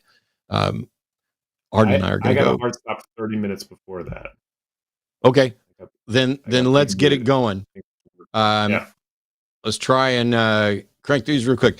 Anton is a theist in Arizona. Pronouns are he, him. Says his personal epistemology affirms your belief in God. How does your epistemology affirm a God, and does it also affirm other things? Yeah. So, wow, those are two pretty different questions. Let me think. So when I answered the call screener, I realized that I was basically kind of using a version of the ontological argument in the way I was thinking. So basically what I believe is that if you accept that God is omniscient, omnipotent, and omnipresent, by the way, I should mention, like, I'm a longtime fan of yours, Matt, and I've heard you say things about your standard of evidence that I think I want to engage you with. So that's kind of where I'm coming from. Basically, what I believe, it's something like Spinoza's God. Like, you cannot look out. If you accept that God has these qualities, he is all things, he is in all places, he can do anything, and he knows everything, then what you mean when you say evidence is like, it kind of becomes meaningless in a sense, because you cannot point to any single individual thing in the universe and say that is evidence of God, as opposed to other things that are not evidence of God. Basically, like, So God what you is just everything. what you just described, Anton, is that if you believe in a God that fits these characteristics, there can be no evidence. But what's the justification? That's basically what I'm saying. Okay, what's the justification then for believing that God to begin with? Well, basically, I guess this is why I say that, like, the standard of evidence that people use to judge whether or not God exists is not the correct standard of evidence. So No. It's only not the correct standard of evidence for a particular God model that you're advocating for that you say can't have evidence. But I want to know, what's the justification for accepting that God model in the first place? yeah, I understand. I mean, I would agree with you that, for example, if you believe in a God that exists but can't be proven, then no evidence is going to be found. But the point is, I don't believe in that God. And why should I? And why should anybody? Right. Okay, so this is where the Bible comes in. So the Bible outlines these characteristics of Sorry, God. Anton. Listen. No, you're good. You're good. That was quite the pivot. Hey, you're an we went from this well, I guess I didn't. We went from this abstract omnimax God of classical theism in an abstract sense to the Bible. You might as well have just said, hey, if you believe the Bible, it's just true and you don't need any evidence. Because if I believe the Bible, then I believe in a God, right? Oh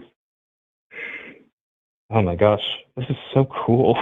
Sorry, you guys, I get lost so easily because all the things that you're saying. I'm not trying to get you lost. It's just that you've missed some obvious things. So would you agree that if I believe in the Bible, then I believe that there is a God? Yes, I agree with that. So then we don't get to start with believing the Bible, do we? Because then the question is just going to be, why should I believe the Bible? Oh, okay. So I guess I'll start by talking about Plato, actually. So what do you guys like? Do you guys have any like objections that come to mind about Plato's like idea of the world of forms? Like, do you think that that's like a reasonable or useful way to see the world? I think it's a good start that we've moved beyond. What do you think, Andrew? I'll agree with that. I mean, here's where I am, Anton. You are in Arizona.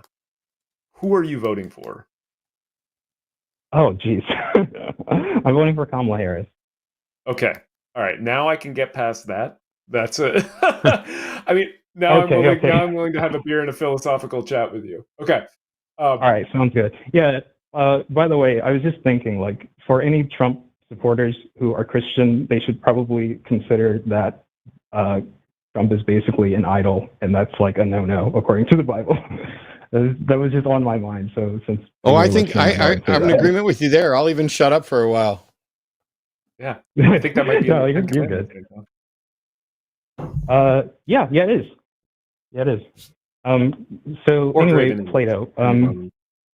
Interpretation you're going with. So according to Plato's theory of forms, anything that is manifest in the world is in the state or the world of becoming, and beyond that world there is a world of being, where all things embody their essential qualities, and they are, they are perfect, they are untouched, they're what the things are supposed to be, right?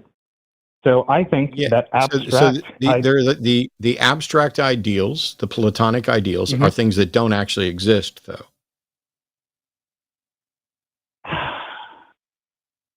Yeah, but in a sense, I think that they do. And maybe I disagree with Plato when it comes to this, or you, I'm not sure. But so when you say that these abstract... Where does a perfect icosahedron exist? Oh, you're bringing that into it. I didn't bring this into it. You brought it into it. You brought into forms and ideal forms.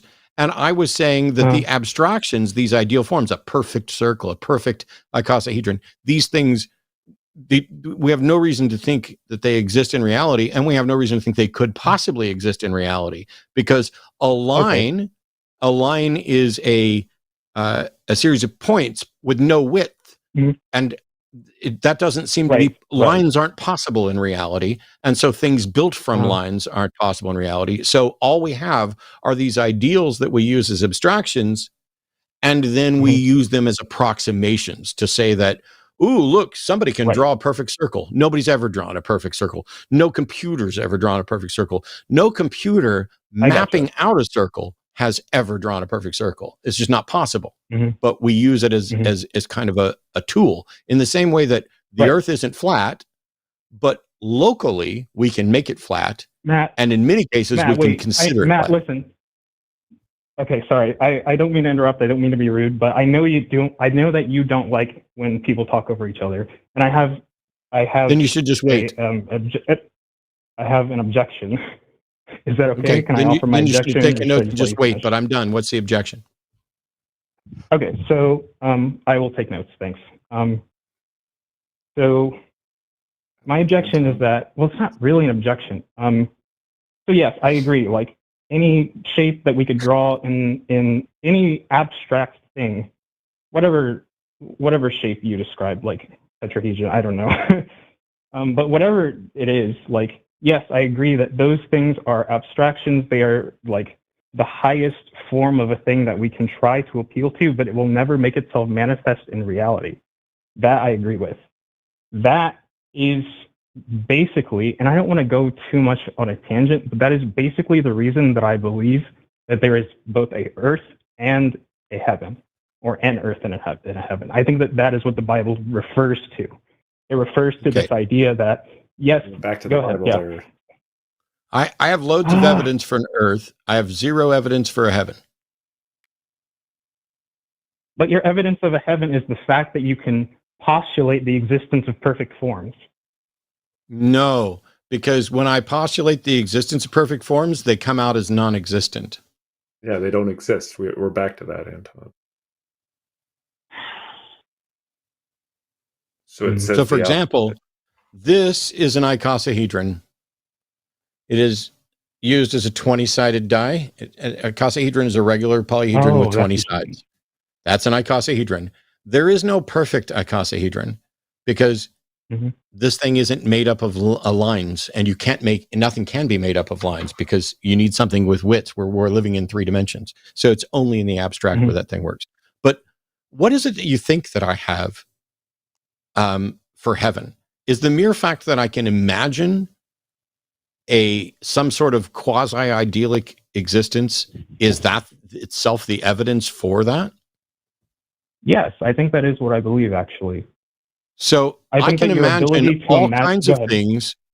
I can imagine all kinds of things. How do we tell which of the things in my imagination actually are likely to exist in reality? Like, I can imagine a winged pink unicorn with glitter eyeballs that can see through the wall. Because I can imagine it, does that mean it exists? It does not necessarily mean it exists, but I do think that it means that I think that your ability to conceive something in your mind means that thing could conceivably exist in the world, simply because of the limits of the human imagination, right? Like, when you put together this Is it possible that I can imagine 2 mutually exclusive competing conditions in the world? Ooh, that's a really good question. I've done this a while. I know you have. I don't think so. I don't think you can. So I can't imagine a world where I am a king and a world where I'm not a king.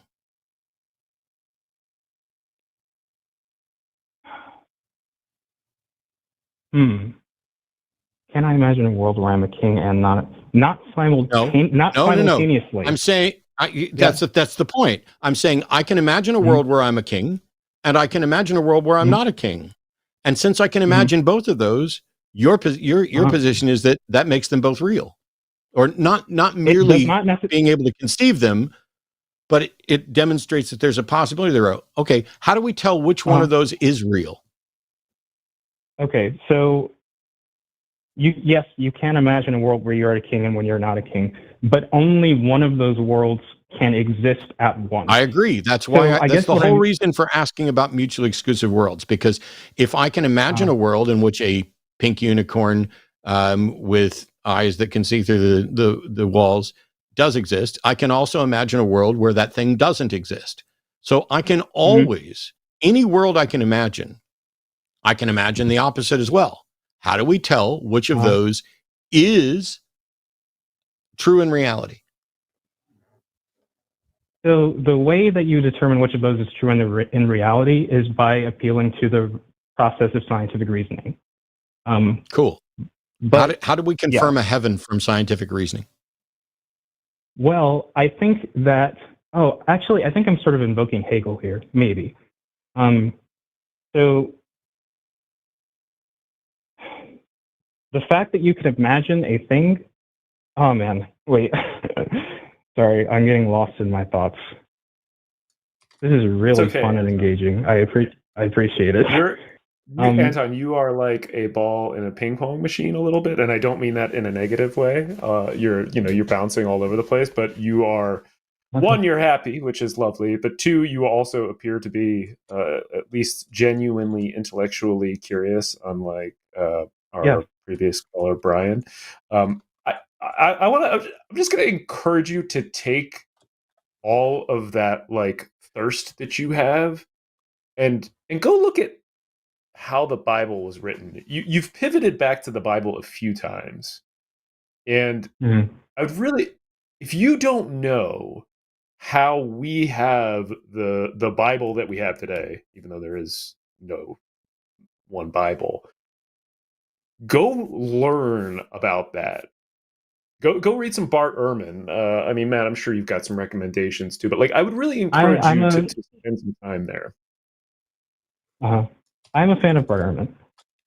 I don't claim to know very much about the history of the Bible. I'm mostly interested in philosophy, but yeah, that's good. So one thing I do want to say in response to Matt is that so the thing about there being like there are two mutually exclusive things that you can imagine. Only one exists in the real world. Okay, let me ask this then. Say Matt is not a king, right? But he can imagine himself as a king. Both of those sort of, I don't even know what you want to call it, but both of those things exist in some sense. One exists in reality, the other exists in imagination. But if you were in fact a king,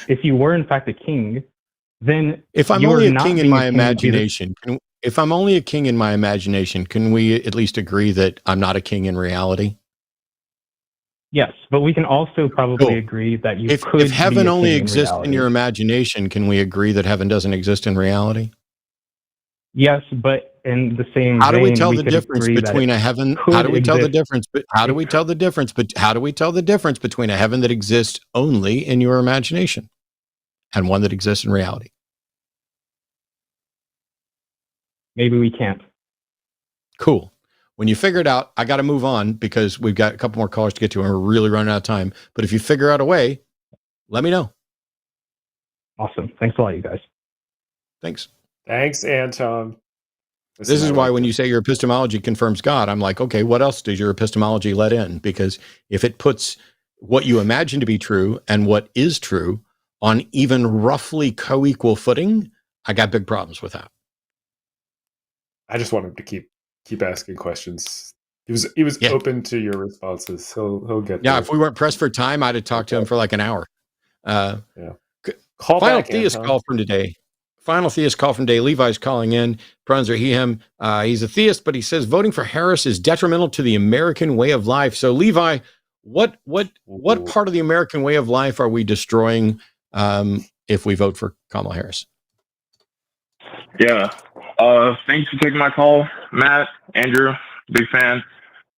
So I'll say what is detrimental to the American way of life? I have a couple of reasons. The first one is just the way the left and the liberal left has tried to basically stop speech I don't like that trend going forward, and I feel like voting Harris will increase the capabilities of the left to keep doing that. Hindering free speech is one, and also Levi, do you remember Levi? Do you remember We'll when come back. Donald Trump had peaceful protesters gassed, beaten, brutalized with rubber bullets so that he could walk to a church to take a photograph with a Bible? June 2020. Do not remember that. Yeah, I do not think Donald Trump would do that. So no. Well, you're wrong because he actually did that. Definitely he ordered them to do that. Is that what you're saying? Or people did that were there? Oh, so you're looking for a way to not blame Trump for what his administration does while he's in office in order to protect him from speakers? Are you saying his administration? So they, like people working for him in that government, actual government employees did these things, or regular citizens? I'm not saying that Donald Trump himself walked out and threw canisters of tear gas at protesters. No, yes, he ordered that done. Listen, the idea that somehow the quote unquote left is worse on censorship or free speech, as a First Amendment attorney, I can tell you, is completely backwards. I don't think it is. In no way, shape, or form. Levi, hold on. Let the actual First Amendment constitutional lawyer educate you on what actually has happened with regard to the First Amendment, because it's not even close. So go ahead. Sorry, Andrew. I mean, and we don't even have. We could just talk about what plans are and what Donald Trump has said he will do. We don't even have to look at what he did do versus what Kamala Harris would do. An attorney who actually swore an oath to uphold the Constitution, and unlike Donald Trump, kind of did a decent job defending it. Let's just. You can't even give him credit. No. Give Trump credit? Why? What credit should I give to the guy that attempted to stage an insurrection in order to avoid the outcome of a presidential election? Peaceful protest. If we're talking about Levi. I'm sorry, but you're not in the same way that you don't seem to know what Trump did do. You don't seem to be accurately representing what we all know Trump did. So, what law? I mean, let me make this really easy, Levi. What law has the left passed that curbs free speech in a way you don't like? So that's what I'm trying to say. So that's what I was trying to explain right before you guys interrupted me. I said, okay, I'm going to mute you since you're just going to whine about being interrupted. I literally just asked you the question, and instead of answering it, you went on to whine about how we interrupted. Sorry, but this is our show, and we're not going to let you lie, and we're not going to let you misrepresent the truth, and we're going to ask you specific questions like Andrew did about what you seem to know or not know about what Trump did. So let me ask my question again. What law did the left pass that curbs free speech in a way that you're opposed to? So I did not mention any specific law. I said, I'm sorry, but if you're talking about how voting for Harris is detrimental to American life, and your argument was you don't like what the left has done to curb free speech, I'm going to ask you again, what law did the left pass regarding free speech that you object to? I don't see a law that they have passed successfully. I see a pattern in the liberal left. I'm sorry, but you can't see a pattern in laws if you don't see a law. And meanwhile, I'm sorry, but you also don't seem to know when you're muted. So what has the left done to curb free speech in any way? Give me one example of the left curbing free speech. Okay. So we have a lot with cancel culture and... No, I'm sorry. I'm going to try this again. I want you to give me an example of the left curbing free speech. Cancel culture is not really a thing. It's accountability culture, and it doesn't in any way curb free speech. So what's an example of what the left has done to curb free speech? So we have examples of Joe Biden administration basically telling Zuckerberg not to release evidence on I'm sorry. COVID. What? How is that in any way a curbing of free speech? Free speech is where the government can intrude to prevent you from publicly saying something. Free speech is not what you do on Facebook. It's not what you do. Like, for example, if I mute you, is that me curbing your free speech? So no, but listen. No. And if the government comes to me and says, hey, don't let Levi give misinformation about the left, and I decide that that's a good idea and decide to mute you so that you don't give misinformation about the left, have either I or the government inhibited your free speech in any way? So I would say the government's doing that is no, a yes, what because I asked why does was, the government... You got to listen carefully, Levi. I'm pretty particular about how I phrase stuff, and it means you've got to pay attention. If the government comes to me and says, don't let Levi give out misinformation on your show, please, and I decide that I agree with them and I'm going to prevent you from spreading misinformation, did I inhibit your free speech? Did the government inhibit your free speech? Did either of us inhibit stop talking until I'm done. Did either me or the government inhibit your free speech? Yes or no? Okay. No, because you're a private citizen. However, the government adding... There you go. No, stop, Levi. If I didn't inhibit your free speech and the government didn't inhibit your free speech, then your example of the government asking... No, I fucking just asked you that. So if the government comes to me and says, don't let people, including Levi, but maybe they don't name you by name, don't let people give out misinformation on your show, and I agree with them and I mute you, did the government stifle your free speech? Yes or no? The government did, yes. Did the government stifle your free speech? Yes or no? Yes. No, they did Can not. You hear me? You don't understand. Yes. No, they did not. And here I'm going to mute you. And now here's a constitutional lawyer, an expert on free speech in the First Amendment, to explain how, if the government comes to me and says, don't let people give out misinformation in your channel, please, and I decide to go along with it, neither me nor the government has stifled your free speech. Andrew, what are we doing there? Yeah. Levi, I think the disconnect here is one that I see a lot with folks who love these talking points. And that's that freedom of speech is a constitutional right, and it's also an American value.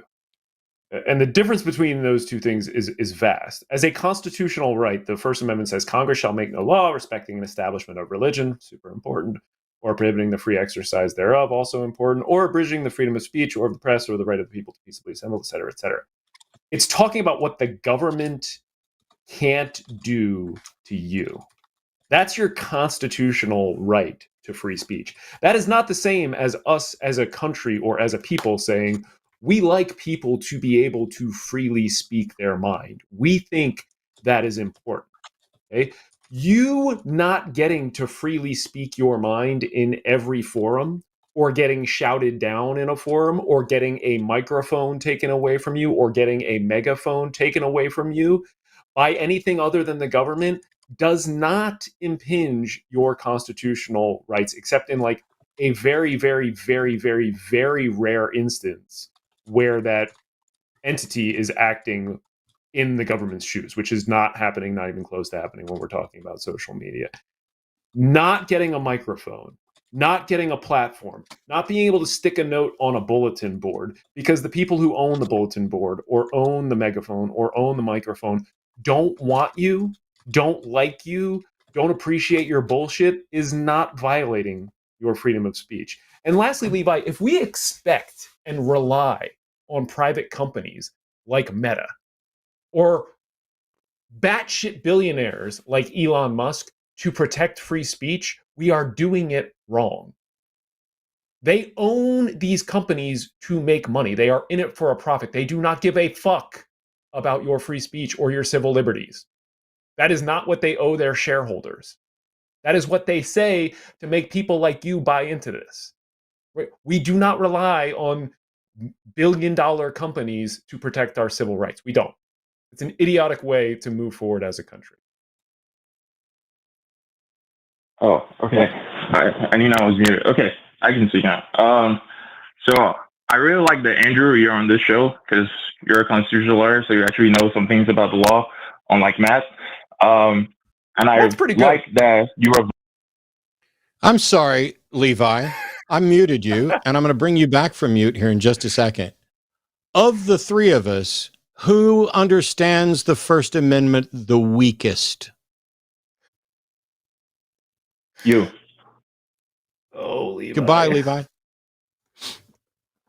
Look, I also Levi, while I'm not a constitutional lawyer, I have spent the better part of 2.5 decades studying this stuff. I can name First Amendment cases off the top of my head by the name and what the decision was. Not all of them. I'm not a lawyer. I know the ones that are relevant. And you know what? Of the three of us, I'm the one that told you exactly how you were wrong. And then Andrew went through and explained it. And you're willing to take Andrew's word for it because Andrew's a constitutional lawyer and I'm not. But that's an argument from authority because I was just as fucking right as Andrew was. Yep.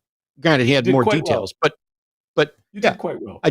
I do okay for a non-lawyer, but at least I'm not calling in to say that voting for Kamala Harris or the left is a violation of free speech and an abandonment of the American way. You are actually just whining about right-wing, Russian bot talking points that are not, in fact, tied to reality because the left isn't trying to censor your free speech. We didn't even get to what else he was going to say, but I mean, this is where I would go with assuming he had a litany to read out. Donald Trump is a fascist. And the evidence for this is indisputable. There's nothing that is more un-American than fascism. Right? Donald Trump attempted a coup and incited an insurrection when he lost the last election. We know this was deliberate, and every new revelation backs up this indisputable conclusion that he was intentionally trying to retain power by mob violence. General Milley, one of his top generals who worked closely with him, he was the chairman of the Joint Chiefs, right? Said, quote, total fascist. He's talking about Trump, a total fascist. Quote, fascist to the core and, quote, the most dangerous person in this country. Trump confessed that he would be a dictator on day one. He promised that he was going to round up non-Trumpers, progressive Democrats, independents, immigrants, anyone who's not white, basically. They are, quote, enemies, his word. He says they need to be handled by, his words, the National Guard or the military, his words. He's been ranting about the enemy within. This is textbook fascism. And if that were not obvious enough, he's going to put people in camps. He has said this. Do you really need this explained, Levi? He's going to put people in camps because they look and sound different than him and his kids. When the fuck has that ever been anything other than a nightmare? I mean, take the Springfield, Ohio stuff. He is openly talking about deporting legal immigrants, legal residents who have done everything right because he's a racist. I mean, this would be the biggest family separation policy in American history, by the way. To this day, he still denies the reality of the 2020 election. He's called for the, quote, termination of the Constitution because he can't accept that reality. Again, textbook fascism. And I get it. Like, maybe people think Trump is a clown. They don't think he's serious. This is all just jokes from a guy who will say anything. But this is the people who are closest to him who are telling us this. His vice president, his top generals, his cabinet are calling him a fascist. They are ringing the warning bells. You may not think he's serious, but they know that he is. So, Levi, like, one of the most popular questions in history is, how could the Germans have let Hitler happen? That's how. People not shutting down this lawless bigotry. You're how, Levi. My apologies. We have one more call, and they've been on hold for 2.5 hours, and I'm going to apologize to them in advance. Cloud, thanks for waiting. I see here that the question you're asking is it worth it to engage with people on religion and politics? And I realize you've been waiting for 2 hours and 40 minutes for an answer, but the answer is yes. We've already changed one person's mind tonight, and I've changed thousands of mind over a couple decades. The question was actually going. The caller wasn't able to get. No, I'm sorry. The call screener wasn't able to get my full question in, but it was definitely more of that. I'll obviously agree that yes, that is worth it. But if you guys are running out of time, I could try calling you back a different time. Well, it seems like this is the same question you asked last time, because last time you said, is it worth it to try and help people get rid of their false beliefs? And now you're saying, is it worth it to engage with people about religion and politics? I'm not sure I understand. Oh, sorry. I'm not sure I understand what it is that you're asking that isn't already obviously answered. This time it would be different. I moved, like before it was North Carolina, I'm in South Carolina. I've moved to a much more like red, basically South Carolina is an obviously red state. And I've seen more like churches and Trump Vance posters I've ever seen in my entire life. So my question would be, is it worth it? It's not like, is it worth it to engage with people on these topics? It's more so because I want to integrate to the community and because of my work, I'm a farmer. I have to do farmers markets. I have to integrate to the community of people who have like polarizingly different ideologies than I do. Is it worth it to engage with them about that, or just keep it? Would I recommend that the average person do it in conjunction with their business? I don't tend to do it in conjunction with my other business. When we're at Reptile Expos, I don't hide who I am, and fans of the show come up and talk about it, but I don't engage my customers in talks on politics and religion. Okay. Yeah, Cloud, if you want to do it, Cloud, go volunteer for a phone bank for the Harris campaign. They will put you sit in front of a computer. It connects you with person after person after person after person. Bing, bing, bing, bing, bing. It's a numbers game. You will help, 1, get out the vote, 2, convince people to vote for Harris. You go fast. You can see in real time how you make a difference and how you can make a difference in this election. It's very different than what Matt and I are doing on this show.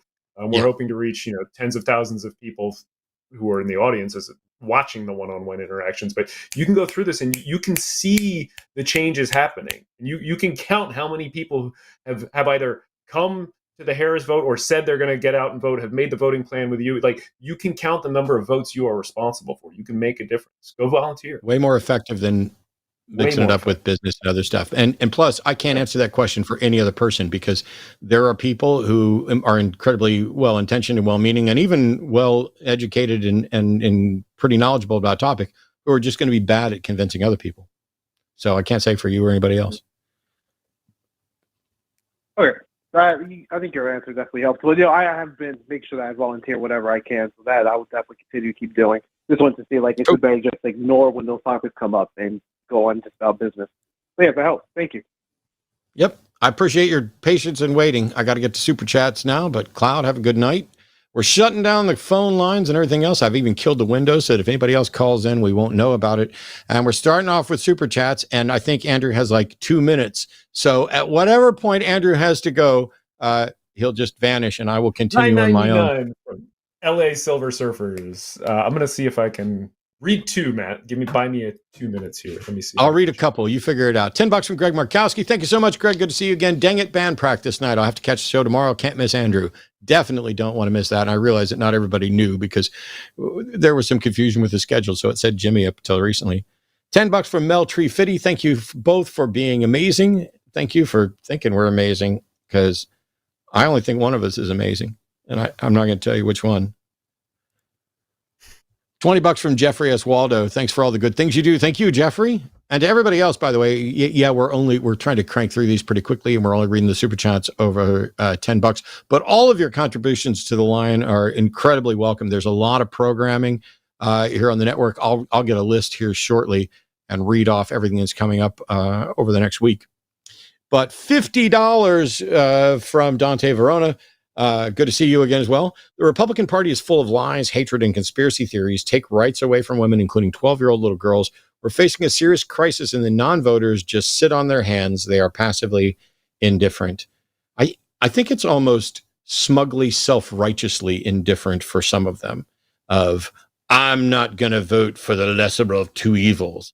And I'm like, well, the greater of two evils thanks you for your support. I mean, I think that's who you hear from. I also think there's this thing with undecided voters where, like, they're not really undecided, or most of them aren't really, to use your 10 out of 100 number. Like, I think there's probably 8. Like, if you were to ask them, who did you vote for last time? And who did you vote for the time before that and the time before that?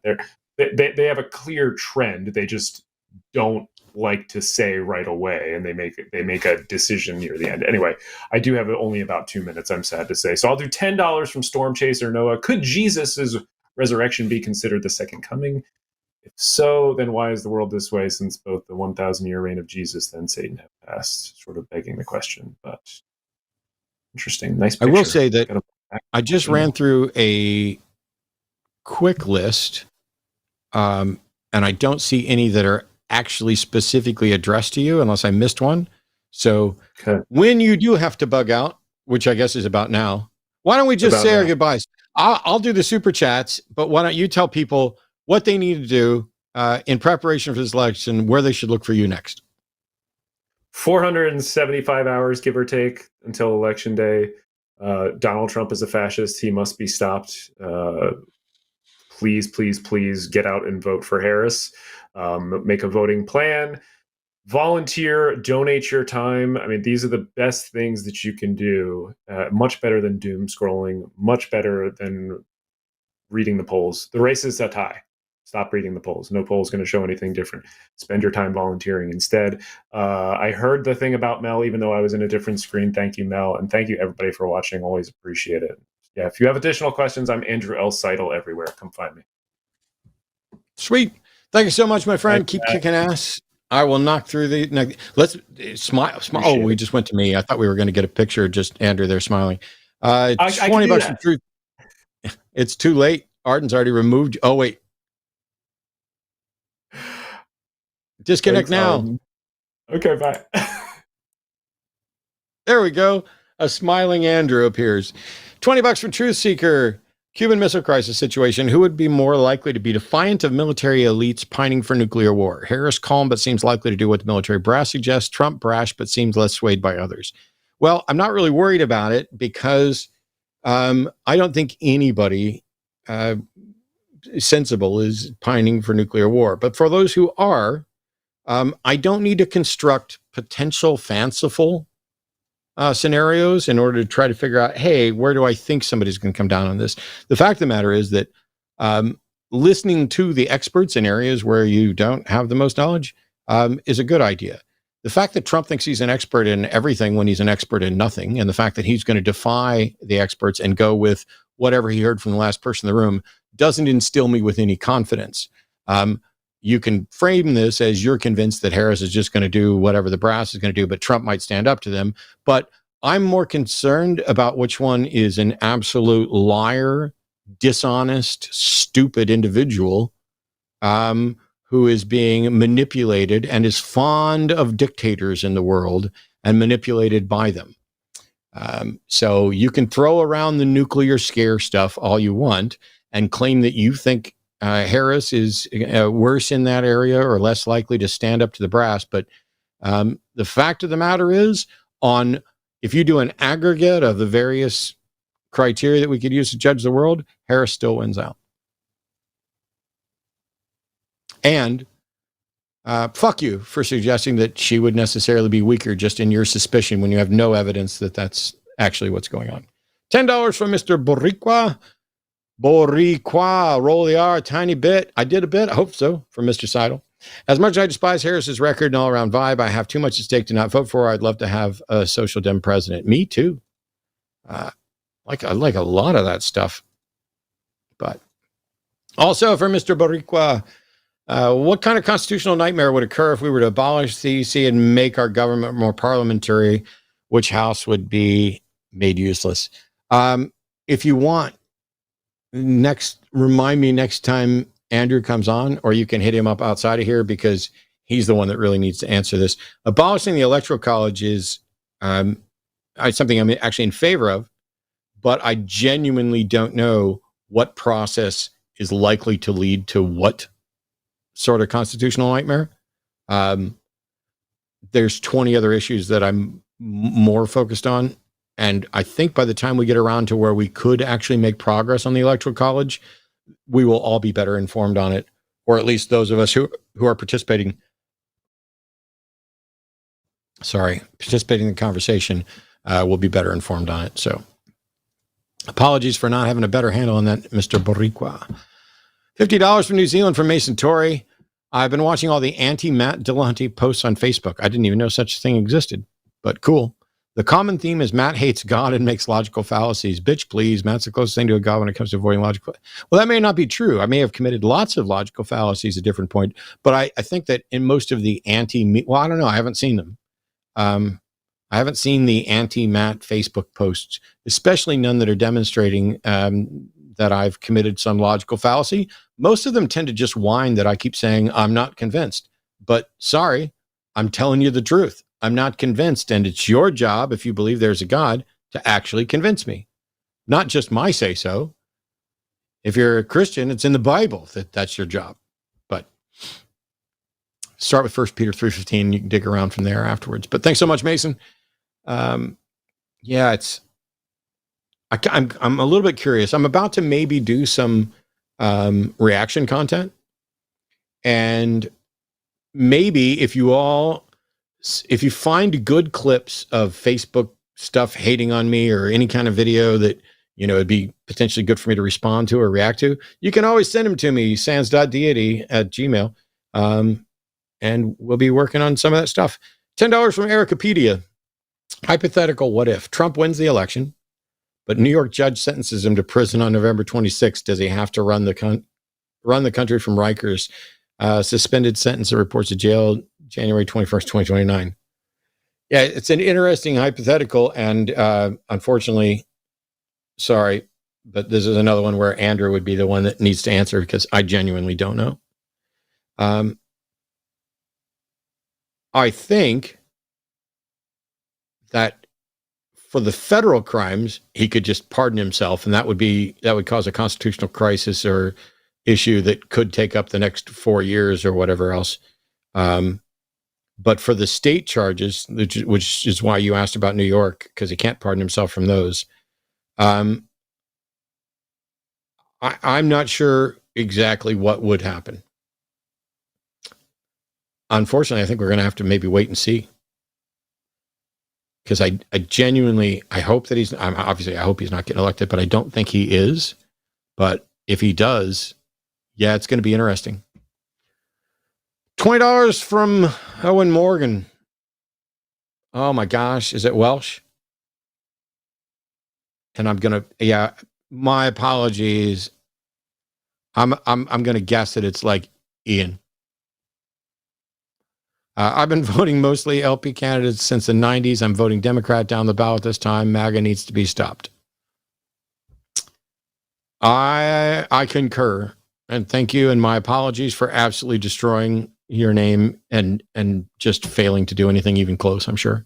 $10 from Jasmine Bryant. Thank you. I hate how everyone glosses over the fact that SCOTUS would have clearly overturned any codification of Roe. And also SCOTUS was never under liberal control. See Bush v. Gore 2000. Yeah. It was just more centrist leaning in some respects. $11 Canadian from David Haxor. Trump is a better grifter. Trump has a team that, for whatever reason, makes him a better grifter. But it was so funny because I watched the Speaker of the House talk about Trump and talk about his physical fitness. So Trump said some negative things about Kamala's health, and there's nothing. She had hay fever, but he used the diagnostic terms to make it sound like something. It was like, oh, she's got serious medical issues, and my physical results are perfect, no problems, in all caps. That's what he tweets out. And it's ridiculous. Like, we can see the guy. There's no way he's in perfect health. Just no way. But even if he was, Kamala's not in dire straits, and he's probably not in better health than her, but he's not releasing his medical results, and yet he's talking about how hale and hearty he is. Well, then Speaker of the House gets on and is like, he might be the most fit man in history. And I'm like, hi, go to one up real quick.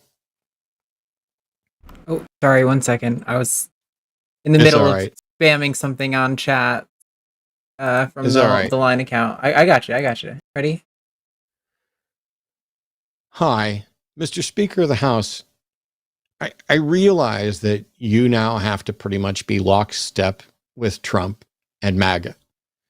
This is the way your party has gone, and you don't currently have a spine. And I get it. They took that spine away from you. But when you're asked about Trump and his health, instead of coming off as a ridiculous sycophant and suggest that he's currently the most fit man in history, you could just say, I have no reason to doubt anything about former President Trump's health and look forward to him being elected. You could make a statement like that and you would not look as ridiculous as you do. You would not make it look like Trump has something on you. You would not make it look like you're wanting to fondle his balls very politely as he thrusts into the back of your throat. All of which is perfectly fine for you to do. But you look like a cartoon of yourself and you're embarrassing yourself and your party. Tone it down. Step back from the cult just a little bit. You might have a shot at not being awful someday. Cool. Continuing on with the super chats. $10 from I Am the Big. If I healed someone through the power of friendship, does that mean My Little Pony is true? Probably. Although, is there no friendship other than the My Little Pony friendship? I don't know. I'm not a brony. Is that what they are? Bronies? I don't know. $10 from Spaceman Dan. I thought it was Psyman Dan for a minute. I was like, hey, man. By the way, if you don't watch Psyman Dan and you like watching occasional content on Flat Earth people, you should definitely watch Psyman Dan. But Spaceman Dan says, do we actually have a right to truth? Because we seem to have a right to lie, though there are no limits. No right to truth plus a right to lie equals a recipe for post-truth society. People vote by vibes, not truth too. Okay. So, sorry, you asked debate guy whose brain is in debate mode. That's what you get. Here we go. A right to lie is a right to misrepresent the truth. A right to truth is not a right to present the truth. It's a right to have access to the truth. So you have an equivocation fallacy in your statement, which is if we actually have a right to the truth, which would be to know the truth or to have access to what is true, and a right to misrepresent those truth, those two aren't in conflict. And so you don't get a recipe for a post-truth society from there. The only thing you need for a recipe for a post-truth society is the second part, which is we have a right to lie and people vote by vibes based, not necessarily truth. I don't think that you can have a right to the truth if the truth isn't known. It'd be like saying, I have a right to know if there's a diamond 5 feet under the ground on Mars that's shaped exactly like my head. If that's true or not, I deserve to know that truth. That's not the way truth works. But for things that we know to be true, that are public knowledge, that are true, I think that everybody should have a right to access all of those. But there are truths that you don't have a right to access. There are government secrets, state secrets, things like that. So there are things that are true. There are things about my life that are true that you don't have any right to know. I can tell you if I want. So sorry for entering debate mode. Let's get back to what I think is probably the spirit of Spaceman Dan's question, which is, if we were to say that we have the right to know the truth, how does that measure up against the potential conflict of people having a right to misrepresent the truth? And yeah, that's one of the biggest problems with free speech, is that I have a right to lie. The nice thing is, while I have a right to lie, the impact of those lies can in fact cause me problems. I don't have a right to slander or libel. And so if the key is to show that there's some actual harm done because of the lie, and then you can end up completely bankrupt and having to sell off InfoWars because you lied. Hi, Alex. So sorry to hear about your current situation, you fucking liar. $10 New Zealand from Mason Torrey. Thank you so much again, Mason. I've been asking for evidence of a miracle since I became an atheist in 2013. No one's ever given me anything other than I stopped smoking when I accepted Jesus. It's funny because, the call we had earlier, I had a conversation once, and maybe I will again. Than, if you happen to see this, I know you and I didn't have this conversation, but a mutual friend of ours did. I'm looking to get Than Kostropoulos, who I did a debate with about the resurrection last Good Friday, I guess it was. I'm hoping to get him in so we can maybe do some discussions just between the two of us. Pick one topic and have a quick back and forth, maybe 30 minutes, nothing else. But this notion that miracles occur. Than had sent me one, or basically talked about one during our debate about Marlene Kleps. And I did an entire 30-minute video, deep dive, looking for evidence of talking to the hospitals, the doctors, reading the reports from that. Let me correct that. I didn't talk to the doctors. I read the reports that talked to the doctors, all the ones I could actually find. And Marlene's case is, there's no evidence there of miracle healing or healing of any kind. And similarly, when somebody calls in today and says, oh, my dad had, and what he described, I took notes as we were going through it. What his dad said was that he had stomach problem. There was nothing specific, which is why I eventually asked, hey, what was the diagnosis? What was the thing?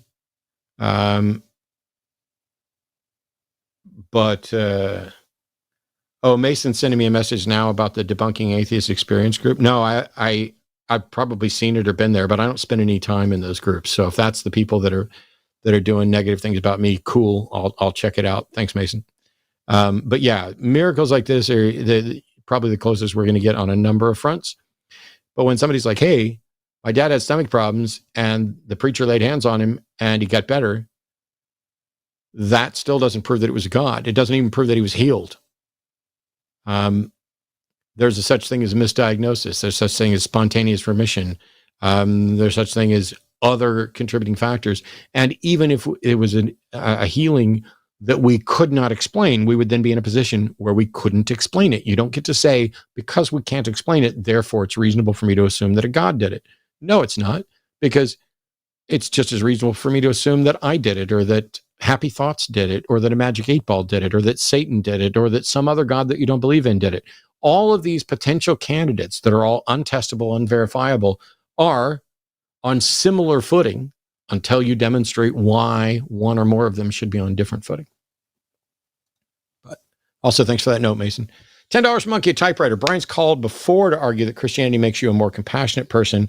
Of course, he was also super rude to Alyssa, and today basically told us all to past tense ourselves. Good show. The problem is that after 20 some odd years of taking all these calls, I rarely recognize voices anymore. So it's really, nobody even has to put on a fake voice to fake me out. I begin with the assumption that the person that I'm talking to on the phone is being honest and sincere. And frequently that's not the case. But if I start with the opposite assumption, then I tend to get frustrated quicker. I know it seems like I'd be more frustrated if I assume goodwill and find out otherwise. Because the reality is, like, if you go back to last week's call, or last Sunday's call and Sunday show, the very first call, I'm pretty sure that was the first call, I got fed up and lost my shit. But all the other calls after that were fine. Why? Were they less dishonest? Probably not. There were some good calls, and there were some other dishonest things in there. I actually sent Erika a text message kind of apologizing because it was so frustrating, and ended up kind of steamrolling him a bit, but he had no objections and we're good there. But Leet Money from Canada, David Haxor just says test, and test sat, yo. $10 from Alyssa at Silver Bow. I hear mom calling me into the kitchen. As I'm heading down the stairs, I hear a whisper from the closet saying, "Don't go down there, honey. I heard it too." Hashtag 2-sentence horror story. Hashtag happy Spooktober. Ooh, I feel like I didn't do that justice. Like, if you were gonna, if I known it was a 2-sentence horror story, would it be better as, I hear mom calling me into the kitchen. As I'm heading down the stairs, I hear a whisper from the closet saying, "Don't go down there, honey. I heard it too." Yeah, that's probably better. Probably so. I clicked send it. $20 from Ellie Fairfield. Thank you so much, Ellie. One of the people I interact with who's religious was so confident with his hypocrisy, he told me his wife must be a virgin as he's got 3 women in his phone for hookups. Thanks, Jimmy. He can't vote, but sounds like Trumpers. Well, yeah. That's somebody who maybe should be calling in to talk to the folks on Chewed Gum on Tuesdays. There's I don't see the new updated show list, but I can tell you that tomorrow there's going to be a transatlantic call-in show, and we'll get you the information on that. And then this weekend there's going to be a couple Cus I Wannas, and then there'll be Sunday shows this weekend, and then next Monday will be Skeptalk. But next Tuesday will be another episode of Chewed Gum. I can't tell you for sure who's going to be on there, but that's the show this person should probably call to explain, first of all, because virginity is a bullshit concept that's not real in any way. And the only thing that anybody's ever done useful with virginity is marginalize and oppress women over it.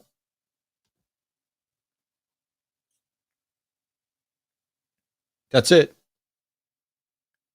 There is absolutely nothing about the concept of virginity, either in a physical sense or a psychological sense, which is of any productive use to anybody anywhere. Our thoughts are our experiences. And so the second you've had sexual thoughts and sexual awakening, the second you had a fanciful dream about sex or fantasized about it, the second you have pleasured yourself, you are no longer innocent, and it couldn't matter less. That's not an innocent to lament the loss of. It is the natural part of growth. Human sexuality is who we are and what we're about, like so many other things.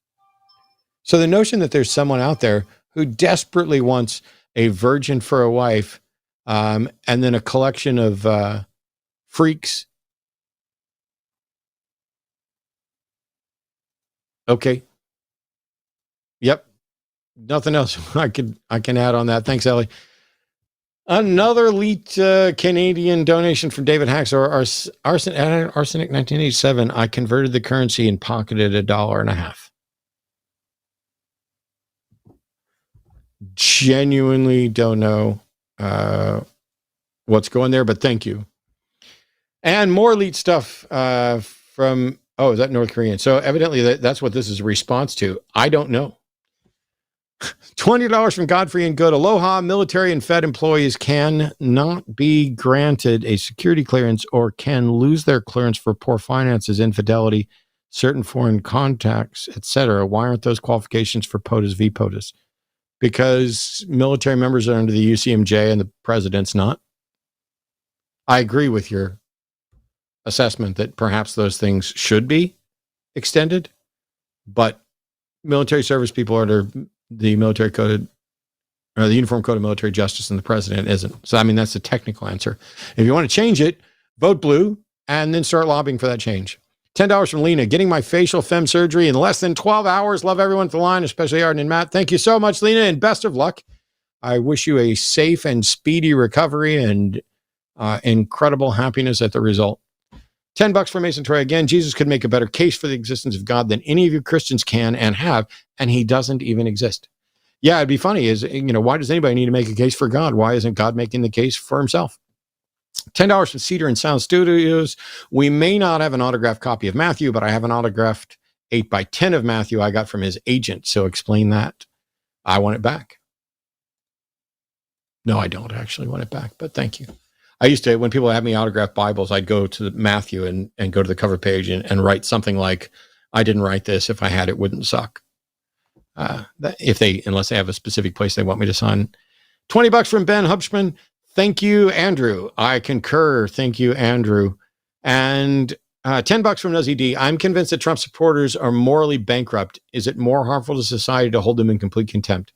I hope that we can, hopefully in the next couple of years, get past this. When Trump is no longer an issue, I'm hoping that some measure of sensibleness will come back. I don't tend to classify people like you're evil. You're a transphobe. Instead, things you did are evil. Things you said are transphobic. I tend to go that route. And so I'm hoping that once it's no longer even an option for anybody to give a flying fuck what Trump says about anything, that maybe some semblance of sense will return to the world. And the final super chat for tonight. Thank you all so much for all the support. $10 from Gimpy G Gaming. Building something good takes many lesser evils, whereas one greater evil can tear it down easily. You're not only correct, but that's an incredibly important point. When I did my summary at the beginning of the show talking about how anybody who's still undecided is someone who I genuinely don't understand, and that the time to vote your conscience and vote for third parties and vote for write-ins and things like that is during the primaries so that you can signal your preferences. And then after you signal your preferences, once we get to Mason, quit messaging me. It's making my phone make noise in the middle of my soliloquy at the end of the show. I'm just messing with you. Then once you get to the point where you're in the general election and there really are only a couple of candidates, you vote for whichever one leads to the better world. I don't know why that concept is so hard. The perfect is the enemy of the good. And as we noted, building good things means you have to constantly work towards good, because 1,000 attaboys can be undone by one oh shit. And 1,000 great bits of legislation can be done by one, fuck it, let's vote for this guy. What have we got to lose? The Dems have been ridiculous. Let's just see what happens when we elect someone who's dumber than anybody we've ever elected, less honest than anybody we've ever elected, less diplomatic than anybody we've ever elected, less knowledgeable, comprehensible, decent than anybody we've ever elected. Let's not do it twice. Let's definitely not do it twice just because some people up on their ivory tower and high horse have decided that they have sufficient privilege to not give a fuck about people who can be pregnant, people who are gay, people who are trans, people who are poor, any of those things. Or any of us, considering we are also talking about climate change and nuclear war and energy independence and all of the issues.